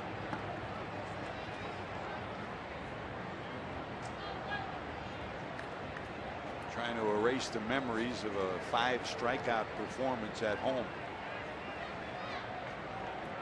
Those are tough memories to erase, huh? I don't know. I never struck out 5 in a game. What was the most you ever had in the game? I did play for an amateur coach, though, that would not allow you to strike out 4 times. He'd take you out of the ball game no matter who you were after 3 strikeouts. That wasn't Ron Roth, was it? So I saw a lot of games from the bench late in the game. 3 balls, no strikes to Bruce. Loop to the left side. It'll be in the seats. They gave him the green light. We talk a lot about the injuries that the Reds have sustained this year. You know, Votto out maybe for the year. Surgery on Brandon and his thumb. Well, Jay Bruce also had surgery, and we kind of forget that. That, you know, you have knee surgery in the same year that you're coming back. You're never going to be 100% no matter what. I mean, you go out there, it feels good enough to play, but it's just not as strong as you would normally have it. A shot off the glove of Walker, a base hit, and the Reds have 2 on, nobody out here in the 7th. You're right, Chris. You know, that knee is not going to be right till next year. Here's another look. Well, it hit very hard. It looks like Walker's going to have a beat on this, and the ball just is hit so hard that it just goes off the end of his glove. So now if you're Brian Price, what do? You have Christopher Negron up there. He can bunt. He may be one of the only guys on this ball club that you can guarantee he can get a bunt down. Do you move him over? Then they would walk Schumacher. Then you have Cozart in the pitcher spot coming up. Or do you let him swing away right here? Pirates are looking for a bunt. Down to third, but foul.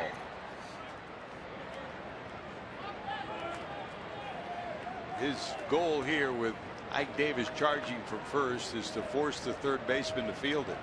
And the other part of it is that the Reds now have Manny Parra up in the bullpen. So they're anticipating if it gets down to the pitcher spot in a scoreless game in the 7th inning, that Brian Price is going to make a move with a pinch hitter.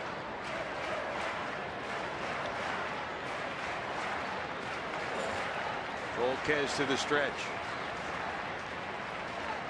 Davis charging again. Bunt showing again. That's a strike. That's how good that curveball is. Even when you're up there at a bunt, you see that sidearm curveball after he runs a fastball in there, and you feel like it's got to be a fastball. That just goes to show you how deceptive Volquez can be when he's on his game.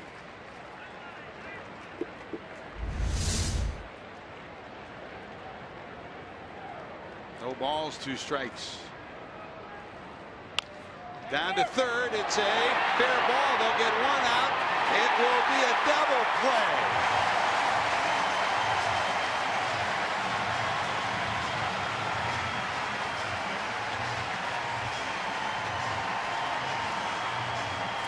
Well, Josh Harrison has kept his pitcher in his game single-handedly with plays like this all night long. Boy, oh boy, the former UC Bearcat saves the game right there. Steps on the bag, fires the first. Good play by Ike Davis at the other end to make sure he blocks that ball. And they're going to go down and have a little conversation, Brian Price is, with the third base umpire.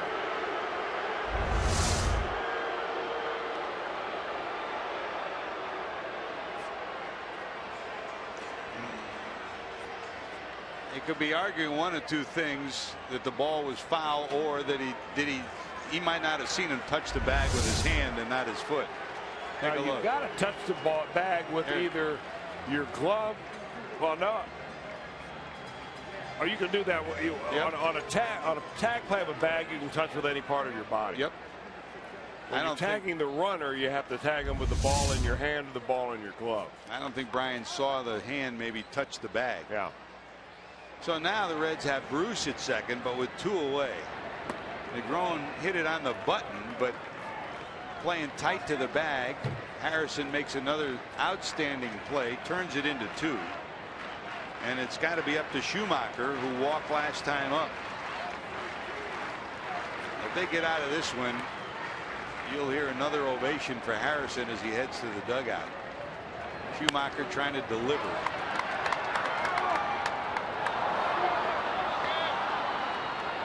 Schumacher is in there tonight. It's been back and forth with Schumacher and Ryan Ludwig. Ludwig, actually, for a while, they were swinging a hot bat when the Reds were in Colorado and when they were in St. Louis. The Schumacher's had good success against Volquez in his career, batting near 300. Could use a 2-out hit right here.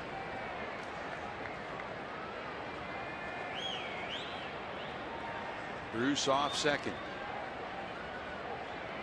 Outfield straight away, pulled a little bit towards the line and left. That's up and away. 2-1.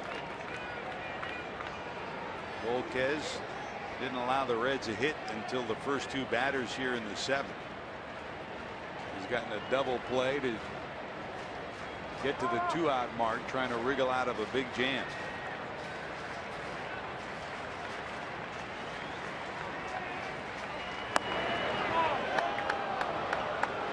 Missing 3-1.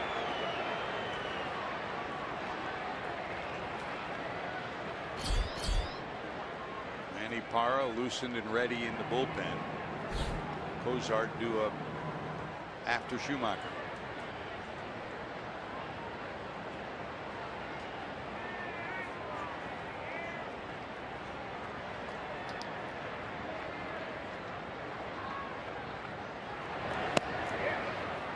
A walk.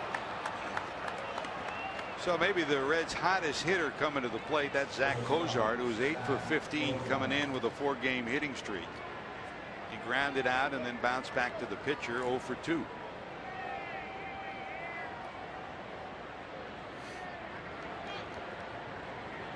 His RBI against the Cubs gave him 35 on the season now.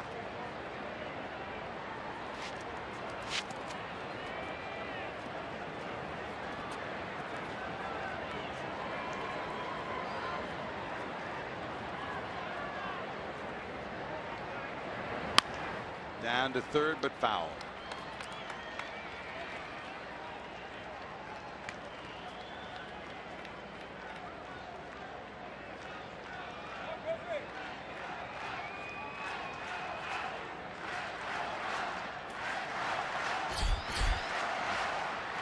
There's Leak due up next. Pena in the on-deck circle.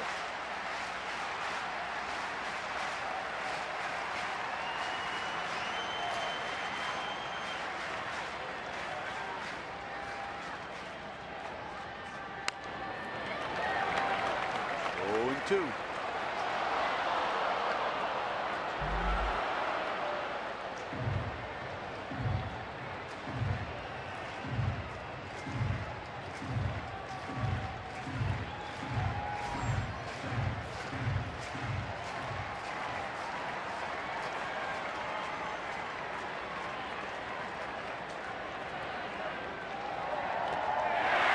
At it. That'll be strike 3. They'll get the out at first, and the Reds 2 on, nobody out.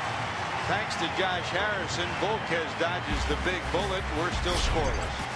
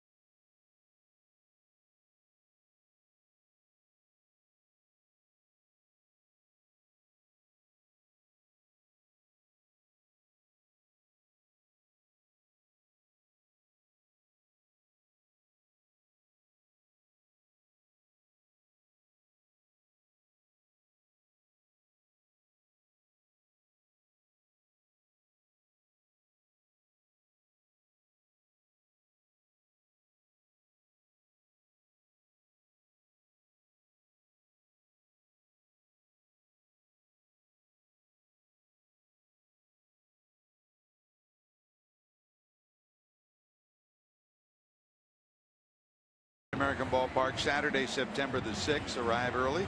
Be one of the first 20,000 fans to receive a Red Stein presented by House 99. Plus, make sure you take advantage of the 4 for $48 ticket offer. For only $48, you receive 4 Reds tickets plus a $15 Hofbrauhaus voucher. For tickets, call 513-381-REDS. Visit select Kroger locations or reds.com/tickets. Sounds like a fun day at the ballpark. Now, Leake's still in there. We're going to the bottom of 7th. Here's Neil Walker. Bounced back to the pitcher and bounced into a double play. The Reds didn't get a hit till the 7th. The Pirates had a hit in the first. Harrison singled to right, but he was erased on a Jose Tabata double play ball rolled up by Leake. High ball to left. Schumacher there. Got it, 1 away. An infield hit by Mercer, but he was left stranded in the 3rd. A 1-out hit by McCutchen, but he was erased on a 6-4-3 double play. And then a double and an infield hit in the 6th, but the Reds got out of that jam. So Walker's retired on the fly ball out, and here's Russell Martin. Meanwhile, Mike Leake is tooled through 70+ pitches, 73 to the moment. And he deals to Martin, who lined out. This one, not the same spot, but this time Hamilton will cruise to make the catch. So Martin's 0 for 3. And that'll bring up Ike Davis. Davis 0 for 2, 2 ground ball outs. Well, Davis doesn't have great numbers again. His average is down 239, but 10 homers and 44 knocked in. This past week, 2 big home runs and Pirate wins over the Cardinals.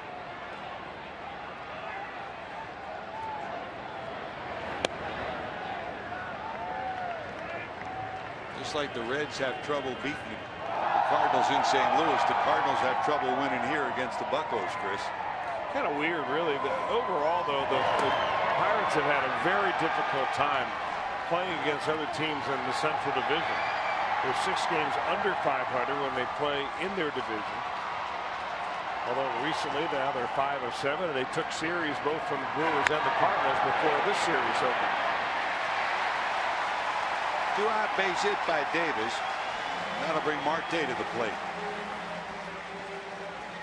And really what the Pirates have done here in the last week or so is that they've ridden a very hot pitching staff. Earlier in the year they get timely hitting, sporadic pitching. Their bullpen has not been all that good, but their pitching overall in the last week, their earned run average is around 2.3.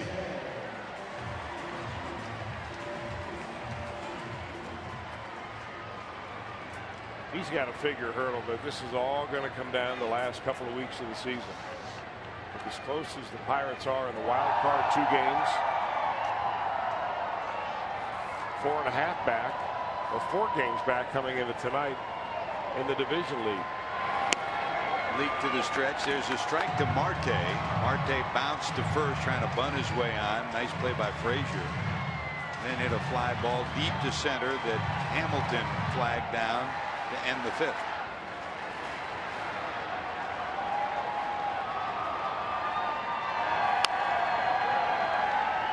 No balls, 2 strikes to the left fielder for the Buccos.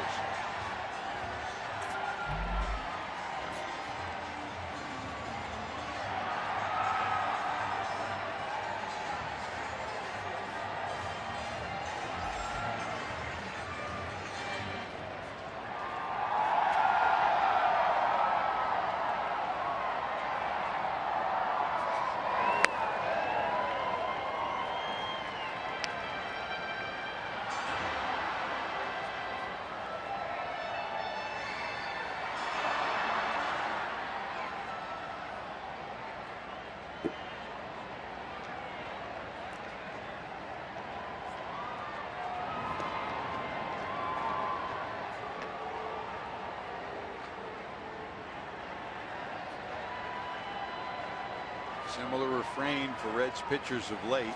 Pirates have gotten great pitching recently. The Reds have gotten great starting pitching all year, but have had a tough time getting any offense to make those starts result in victories.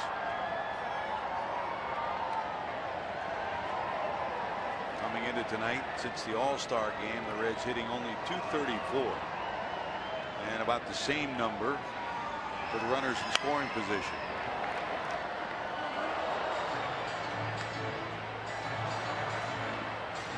The only team that has scored fewer runs and had fewer hits than the Reds in Major League Baseball since the All-Star break is the Mets. That's a difficult number to dodge when you're in a pennant race.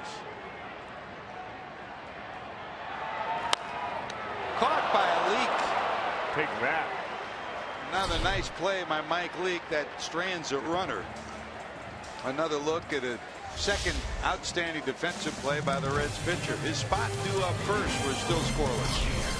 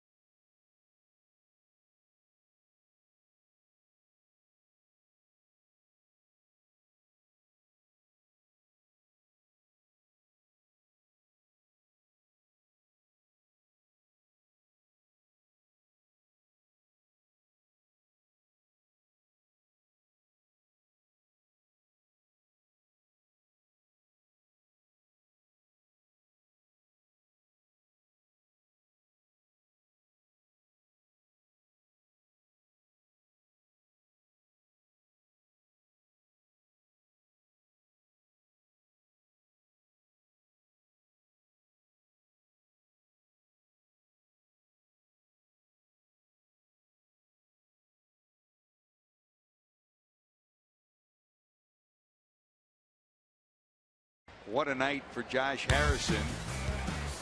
Not one, not two, but three brilliant defensive plays have helped keep the Reds off the board.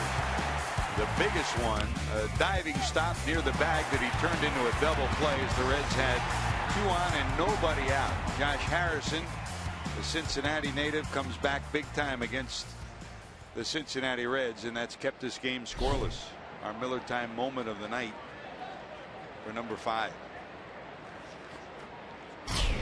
Here's Chris Heisey, who will pinch hit for Mike Leake. Takes a breaking ball from Volquez. Leake 0 for 2, 2 strikeouts. And you know Heisey's story, big home run power. Chris has 9 career pinch hit homers.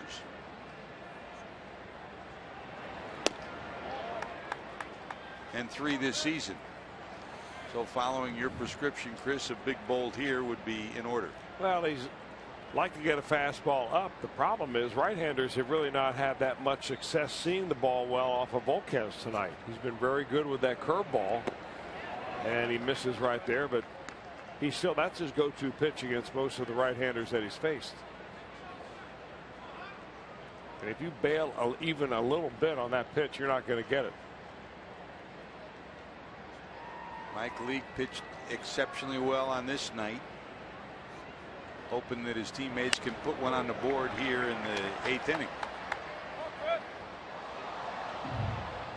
That's a competitor down there, Chris. Well, there's no doubt about it.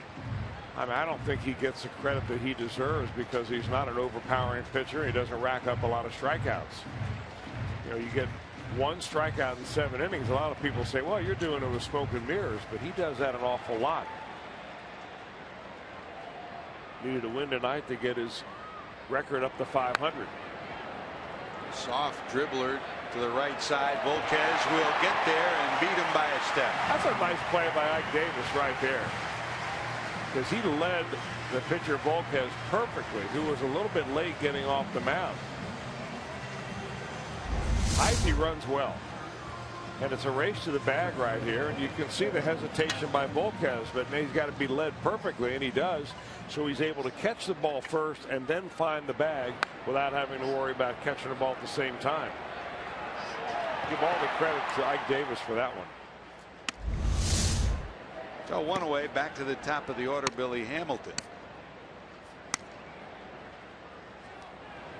And now they're going to give Volquez a little bit of a breather out there. That's what, this is a good move by Russell Martin. You know, it's one of those things, doesn't go down in the box score. I mean, Volquez is laughing about it now, but that's the whole reason he went out there. Third baseman Harrison came in. They want to give him a little bit of a breather, not like running from pitcher's mound to first is going to wear you out, but in a 0-0 game, you want to make sure every pitch now is important, and you realize that.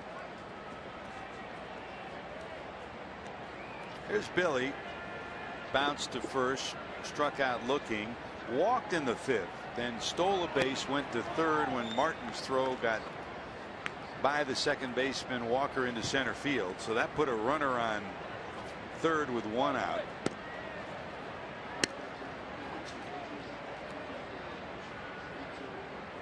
Glad he was left stranded there. That's a strike. 1-1.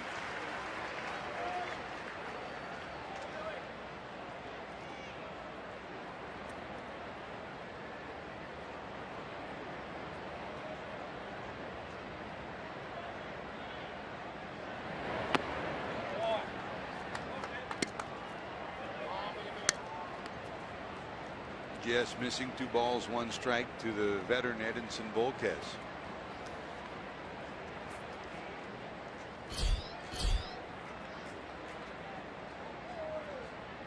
As long as he's been around, Chris, he just turned 31 in July, so still a lot of baseball left for number 36. Well, he's had his arm repaired by Dr. Tim Krumchek a few years ago, so that's fresh. That's towards the right field corner. Holding at first will be Hamilton. So 1 out, 1 on. Billy gets his first hit, and we'll see if he's off to the races again. You got to figure he's going to be here.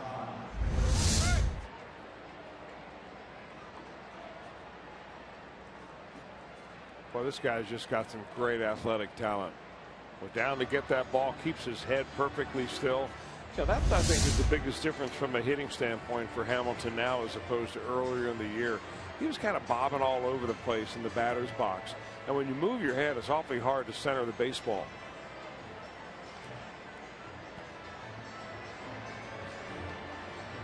Well, here's Frazier. He lined to left, robbed of a hit on a great play by Harrison in the 4th, and then struck out in the 6th.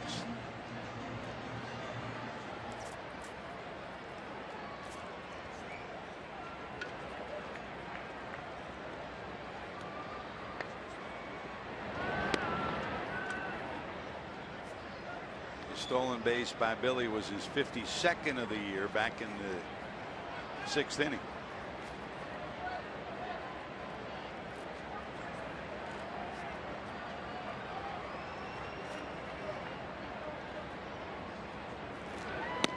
Frazier took 2 strikes last time up, with Hamilton stealing on the 2nd strike.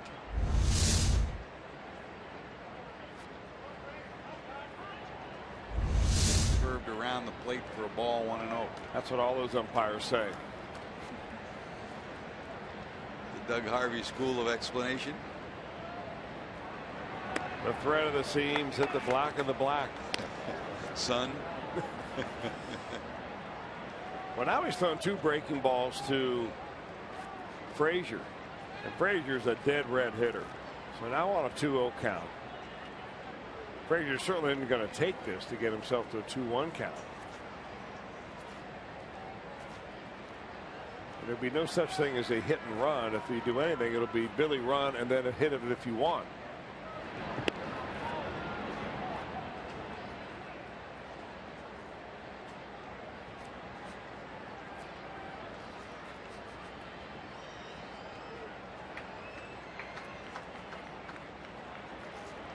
Bigger lead for Hamilton.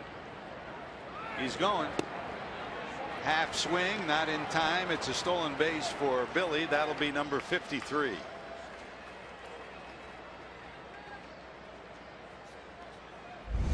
Well, there's nothing Russell Martin's going to be able to do right here. Look at the jump that Hamilton had. I mean, that's about as good a throw as you're going to see a catcher make, and he's already on the bag, nearly getting up at the time the ball gets there.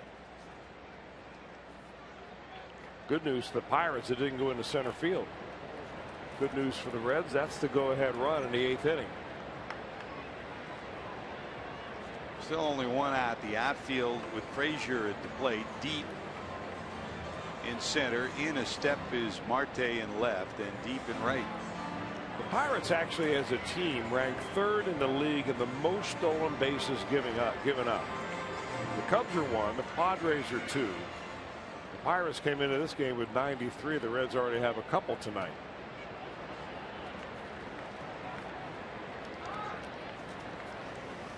Reds have only given up 60, just to give you a little perspective of where they are. They are the 3rd best team in the league in shutting down the running game.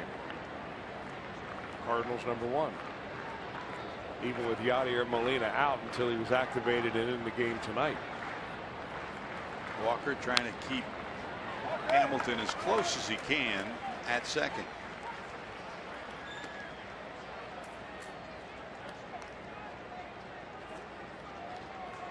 Well, you know what Edinson Volquez has not done a lot of tonight is thrown that fastball low and away to right-handers. And that's the pitch that Todd Frazier's trying to figure out on the outer part of the plate. He chased one way away last time for a strikeout.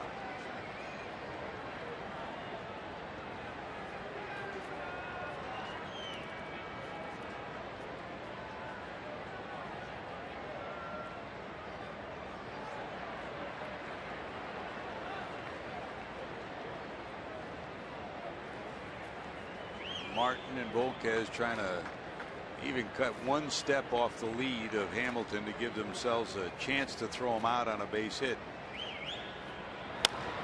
Down to short. Hamilton will hold at second. They'll get the out at first, 2 away.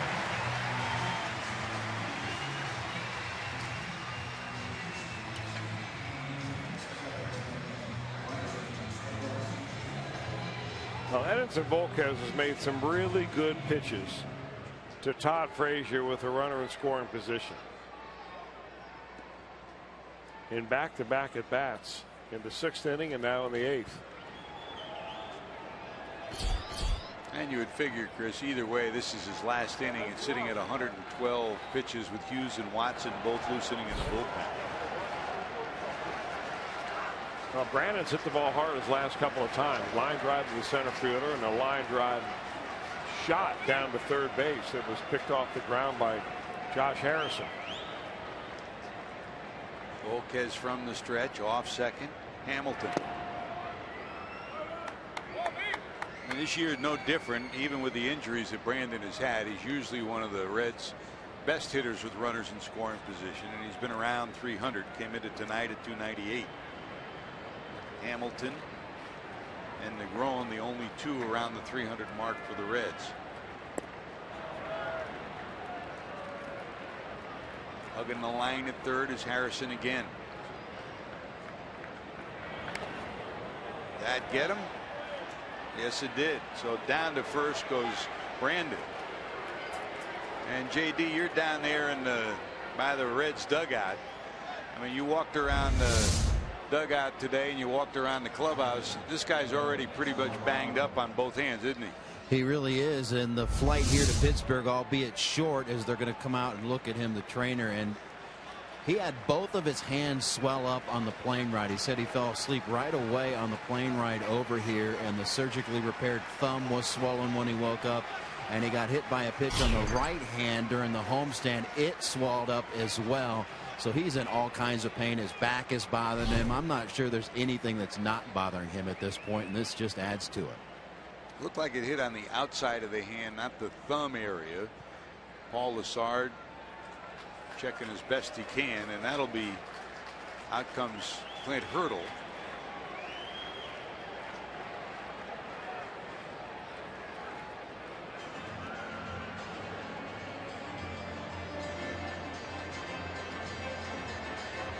They're going to review it. I guess he wanted a review to see, did it hit the bat or did it hit the hand? Looked pretty much like it hit the hand.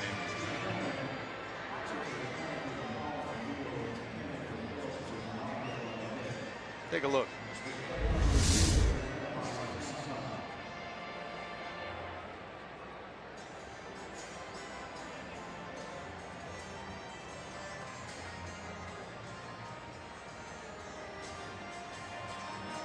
Tough to tell.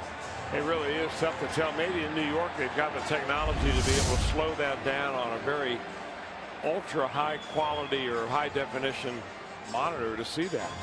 As it turns out, though, the Pirates lead the league in the most number of hit batters. This would make 71. The second in the league would be the Cardinals with 56. So the Cardinals, I mean, the Pirates have made it a habit this year of pitching inside, and not only pitching inside, but hitting batters. Last couple of years. And they've taken some, you know, they've taken some commenting by other teams about that. Andrew McCutchen is oftentimes the guy that other teams will pinpoint as your payback guy. I'm not saying that was intentional in any way. I mean, you have to pitch inside. But it's not an oddball thing to see the Pirates hit another batter. The other end of the spectrum is this. The Pirates have hit 70, and the number 30 in the Major League Baseball is 29 hit batters by the Atlanta Braves. They're saying he gets first base. The call stands as made by the home plate umpire, Phil Colbert. Well, out comes Clint Hurdle, who will remove Volquez from the game, and the Reds will have runners at first and second with 2 outs. Volquez will get a fine, rousing ovation from the sellout crowd of 37,209. He leaves in a scoreless game in the 8th. And time for our Skyline Chili call to the bullpen. You're watching Reds baseball on Fox Sports Ohio.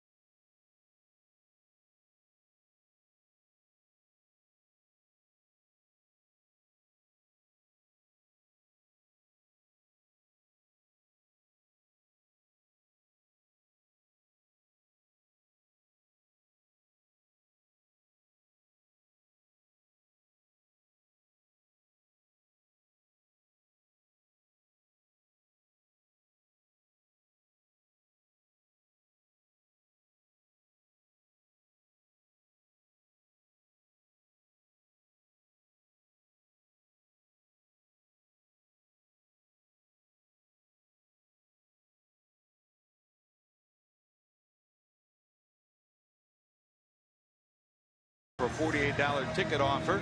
Friday, September 5th through Sunday, September 7th. See your Redlegs battle the Mets at Great American Ballpark. Purchase 4 Reds tickets for only $48 and receive a $15 Hofbrau House voucher. That's 4 Reds tickets plus a $15 Hofbrau House voucher for only $48. For tickets, call 513-381-REDS. Visit select Kroger locations or reds.com/4 for $48. Here's Tony Watson, Chris. Left-hander coming in to face the right-handed hitting Devin Mesoraco. And if that's not odd enough, I mean, these guys have only seen each other in 3 official at-bats in the major leagues, but Mesoraco's 1 for 3 with a home run against Watson. But that's the kind of confidence that Clint Hurdle tries to instill in his players.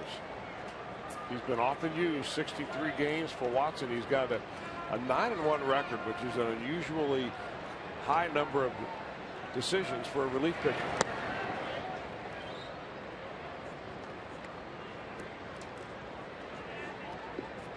Billy Hamilton with 1 out reached on a single, stole second. Phillips hit by a pitch, so it's first and second, 2 away. It's up to Mesoraco to try to get it done.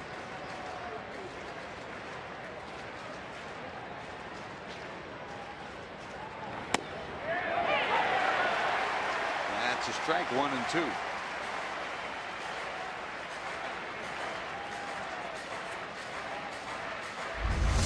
Mesoraco thought it was inside.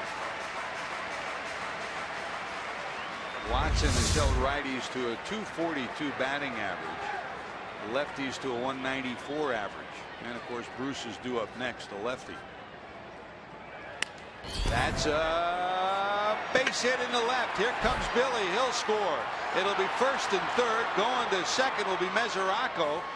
As the ball kicks away, now coming to the plate will be Phillips. Here's the throw. He's going to be out. They got him at the plate, but the Reds have scored and taken the lead 1-0.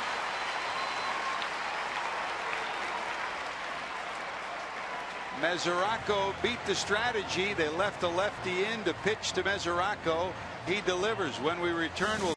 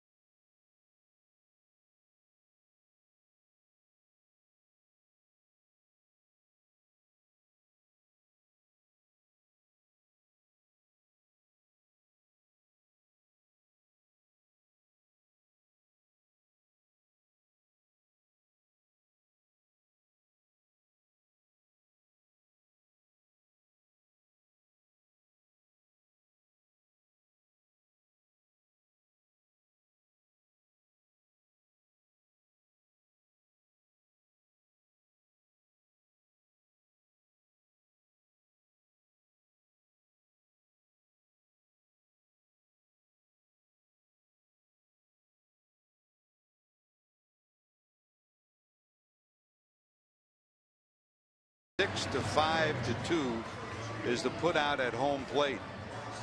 The Reds get a run. Our Mazda pitch by pitch of that at bat, Chris. Well, it was Devin Mesoraco up to face the new pitcher, left-hander Tony Watson. And Watson's pitching him inside almost every pitch. Gets a pitch call on the corner there to make a 1-2, and then comes right back in, but up a little bit. Mesoraco is strong enough to get enough of the bat on the ball to loop one into the shallow left field. Hamilton scores easily, but Marte kind of double dribbles the ball out there, And as the ball comes in and gets booted around again, that's when Brandon Phillips decides to go home. Almost makes it, but a play again by Josh Harrison throws him out at the plate and thwarts the second run attempt by the Reds. So 1-0 Reds, bottom of the 8th. And here's the new pitcher for the Reds. Jonathan Broxton will come in to face the number 8 hitter, Jordy Mercer. Broxton's 51st game of the season, as the Reds have finally pushed across the run in the top of 8. Bottom of 8, Broxton against Mercer.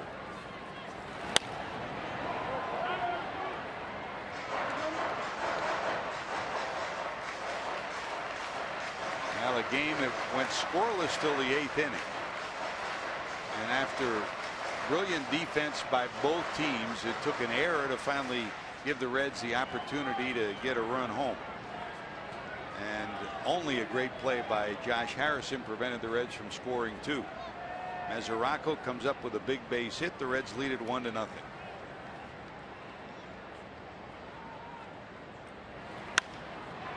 In the air to right, Bruce is there.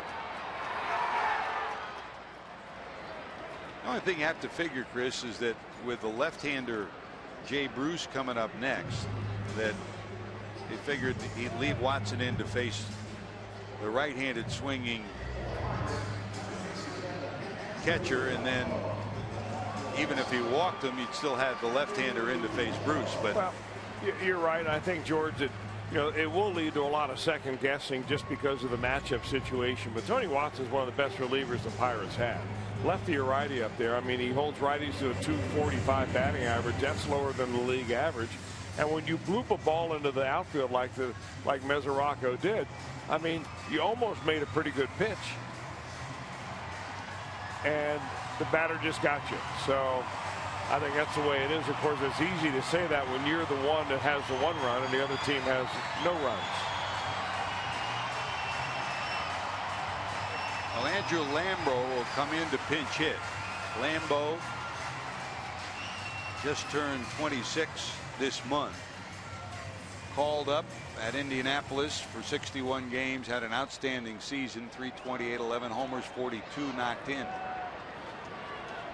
the plan was he would have been up for a September call up as it was, but with Indianapolis now eliminated, he's up and getting a big pinch hit opportunity here in the 8th. You see the numbers, a little bit of power.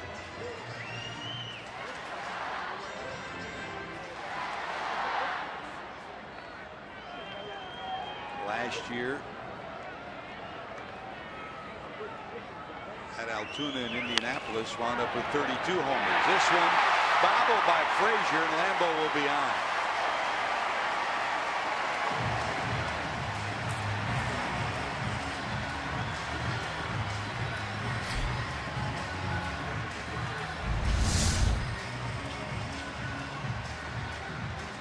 Ball hit pretty hard right there, and Frazier tried to kind of get down low and backhand that short hop. That's more of a play that you see a third baseman make than the way most first basemen go about it.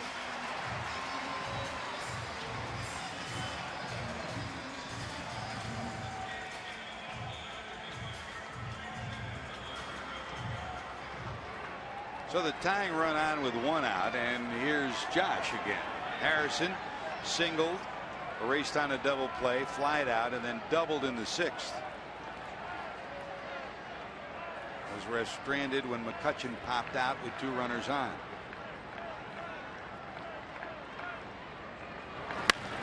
This one hit deep to right. Back goes Bruce. Warning track. It is off the wall. And the tying run comes around third and will score. Harrison going to third. He'll be safe. Josh Harrison, what a night. 4 outstanding defensive plays, and this double off the wall and right ties the game in the bottom of the 8th. He stretches it into a triple.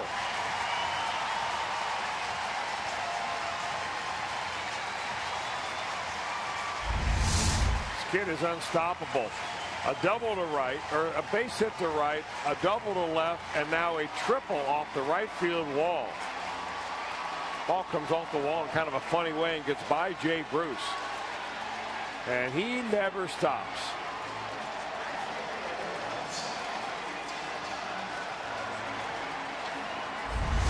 Well, he's become the inspirational leader of this Pirates club, and now he represents the go-ahead run in the bottom of the 8th. And there's still only 1 out in the inning. Well, the Reds worked so hard after battling Volquez through 8. They push across the run, and now the Pirates bounce back in the bottom of 8 and tie it. Here's Tabata. Bounced into a double play, grounded to second, and reached on an infield hit. Reds have to bring the infield in with only 1 out.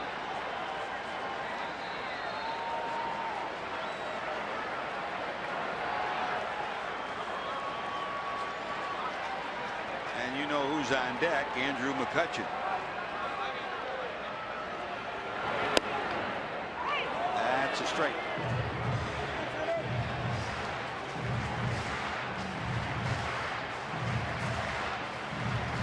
Tabata, one official at bat against Broxton. He's 1 for 1 against him.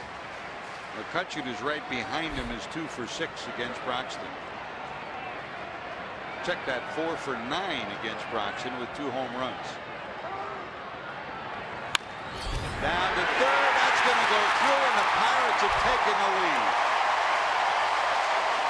With the infield in, neither Cozart nor Negron had a shot at that high hopper, and the Pirates lead it 2-1.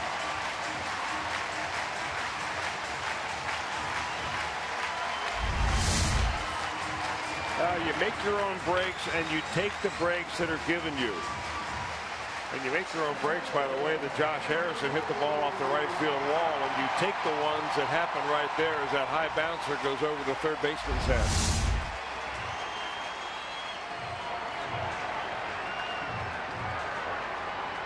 Well, Volquez did his job, and now his teammates have taken him off the hook and bailed him out in the 8th, and the Pirates have a lead 2-1, and here's McCutchen.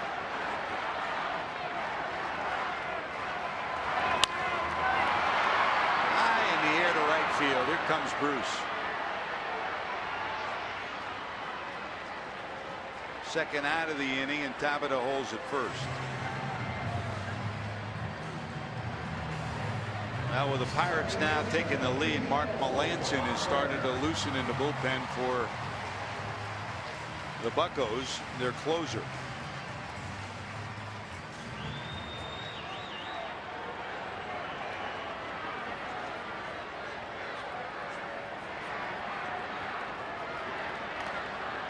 Here's Walker, bounced back to the pitcher, bounced into a double play, and flied to left.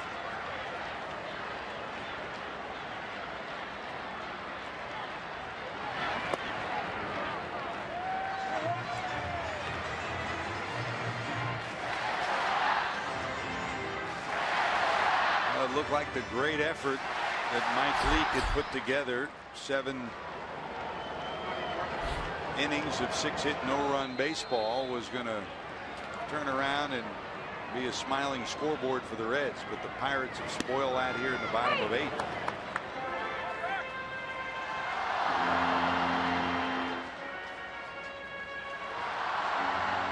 Looking at the 9th, the Reds will have Jay Bruce leading it off, and then Negron and then Skip Schumacher due up.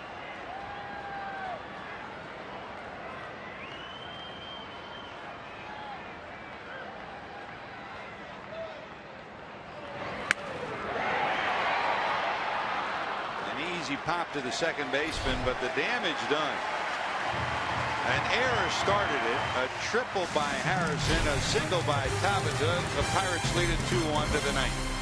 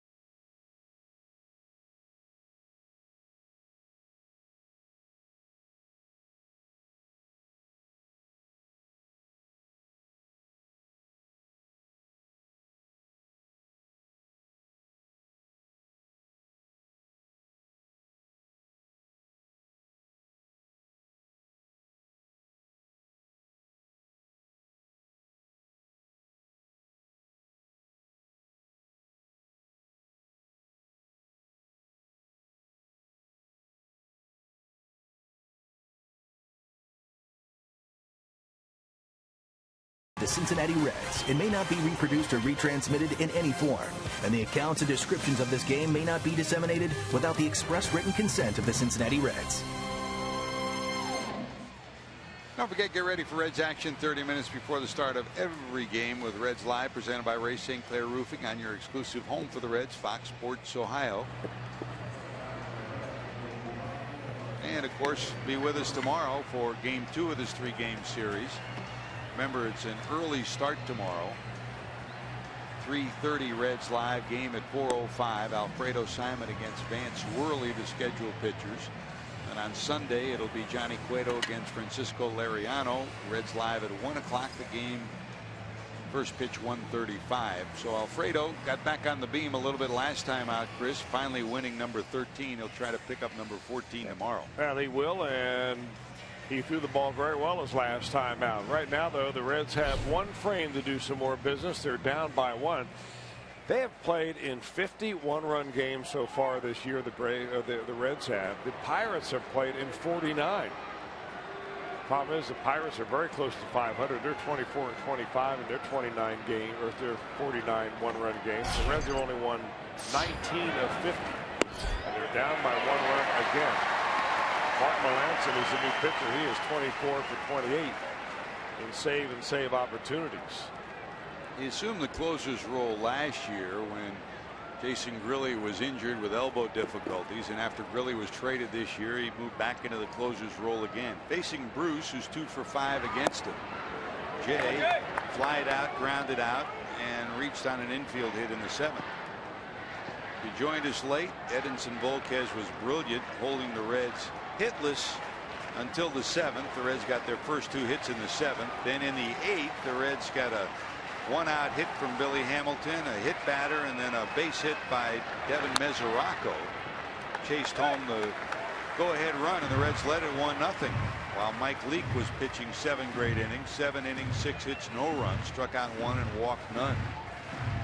But in the 8th against Jonathan Broxton, a 1-out error by the first baseman Frazier. A triple by Harrison tied it. A single by Tabata gave the Pirates a 2-1 lead. 1-2. And the dirt. Yeah, that's his calling card. That curveball of his that he throws about 20% of the time to left-handed hitters. The pitch that he really likes to throw to left-handers is a cutter. Although I'm not so sure that he really wants to take a chance right here trying to pitch Jay Bruce inside.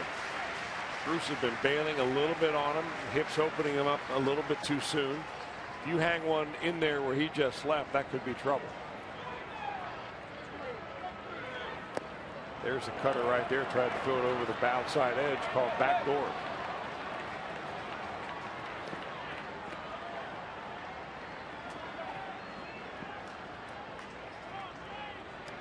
Full count, 3-2.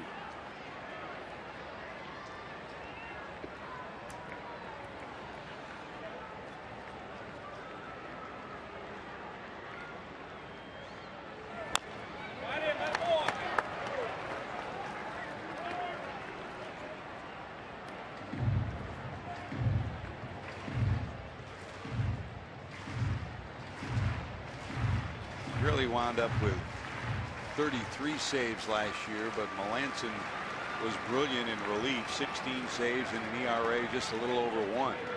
So the Pirates knew he could handle the closer's role when they dealt Grilli.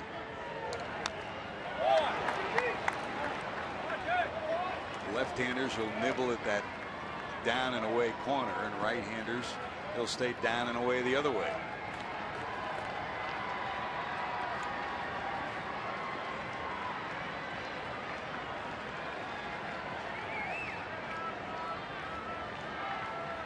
Try it again, 3-2.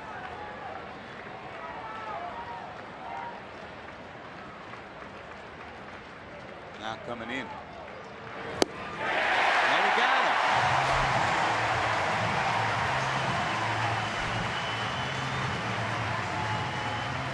And we'll call this our Chaluta strikeout pitch. It was a cutter, 92 miles an hour. He stays right on top of it and drives it down. It's more like a little slider than it is a cutter, at least by old-fashioned standards, but we will call it a flamethrower anyway. Brought to you by Cholula Hot Sauce.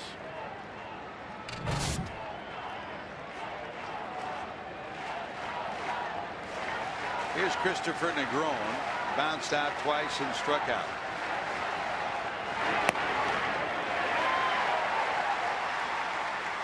That's got to be a big weight off the shoulders of Clint Hurdle and Mark Melancon, for that matter, to get Bruce out of the way.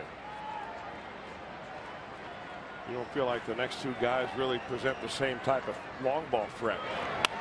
Negron, guess who? Guy's like a magnet down there. Guess who? A bullet to Josh Harrison, who comes up with another dandy play. And there's two away for Schumacher. Another look. What a night he's had. Ball found him.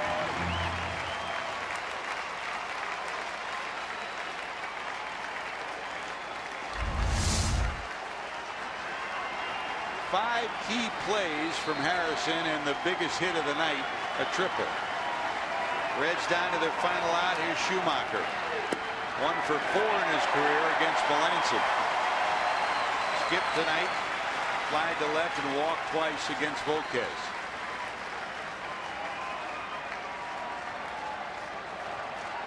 $37,209.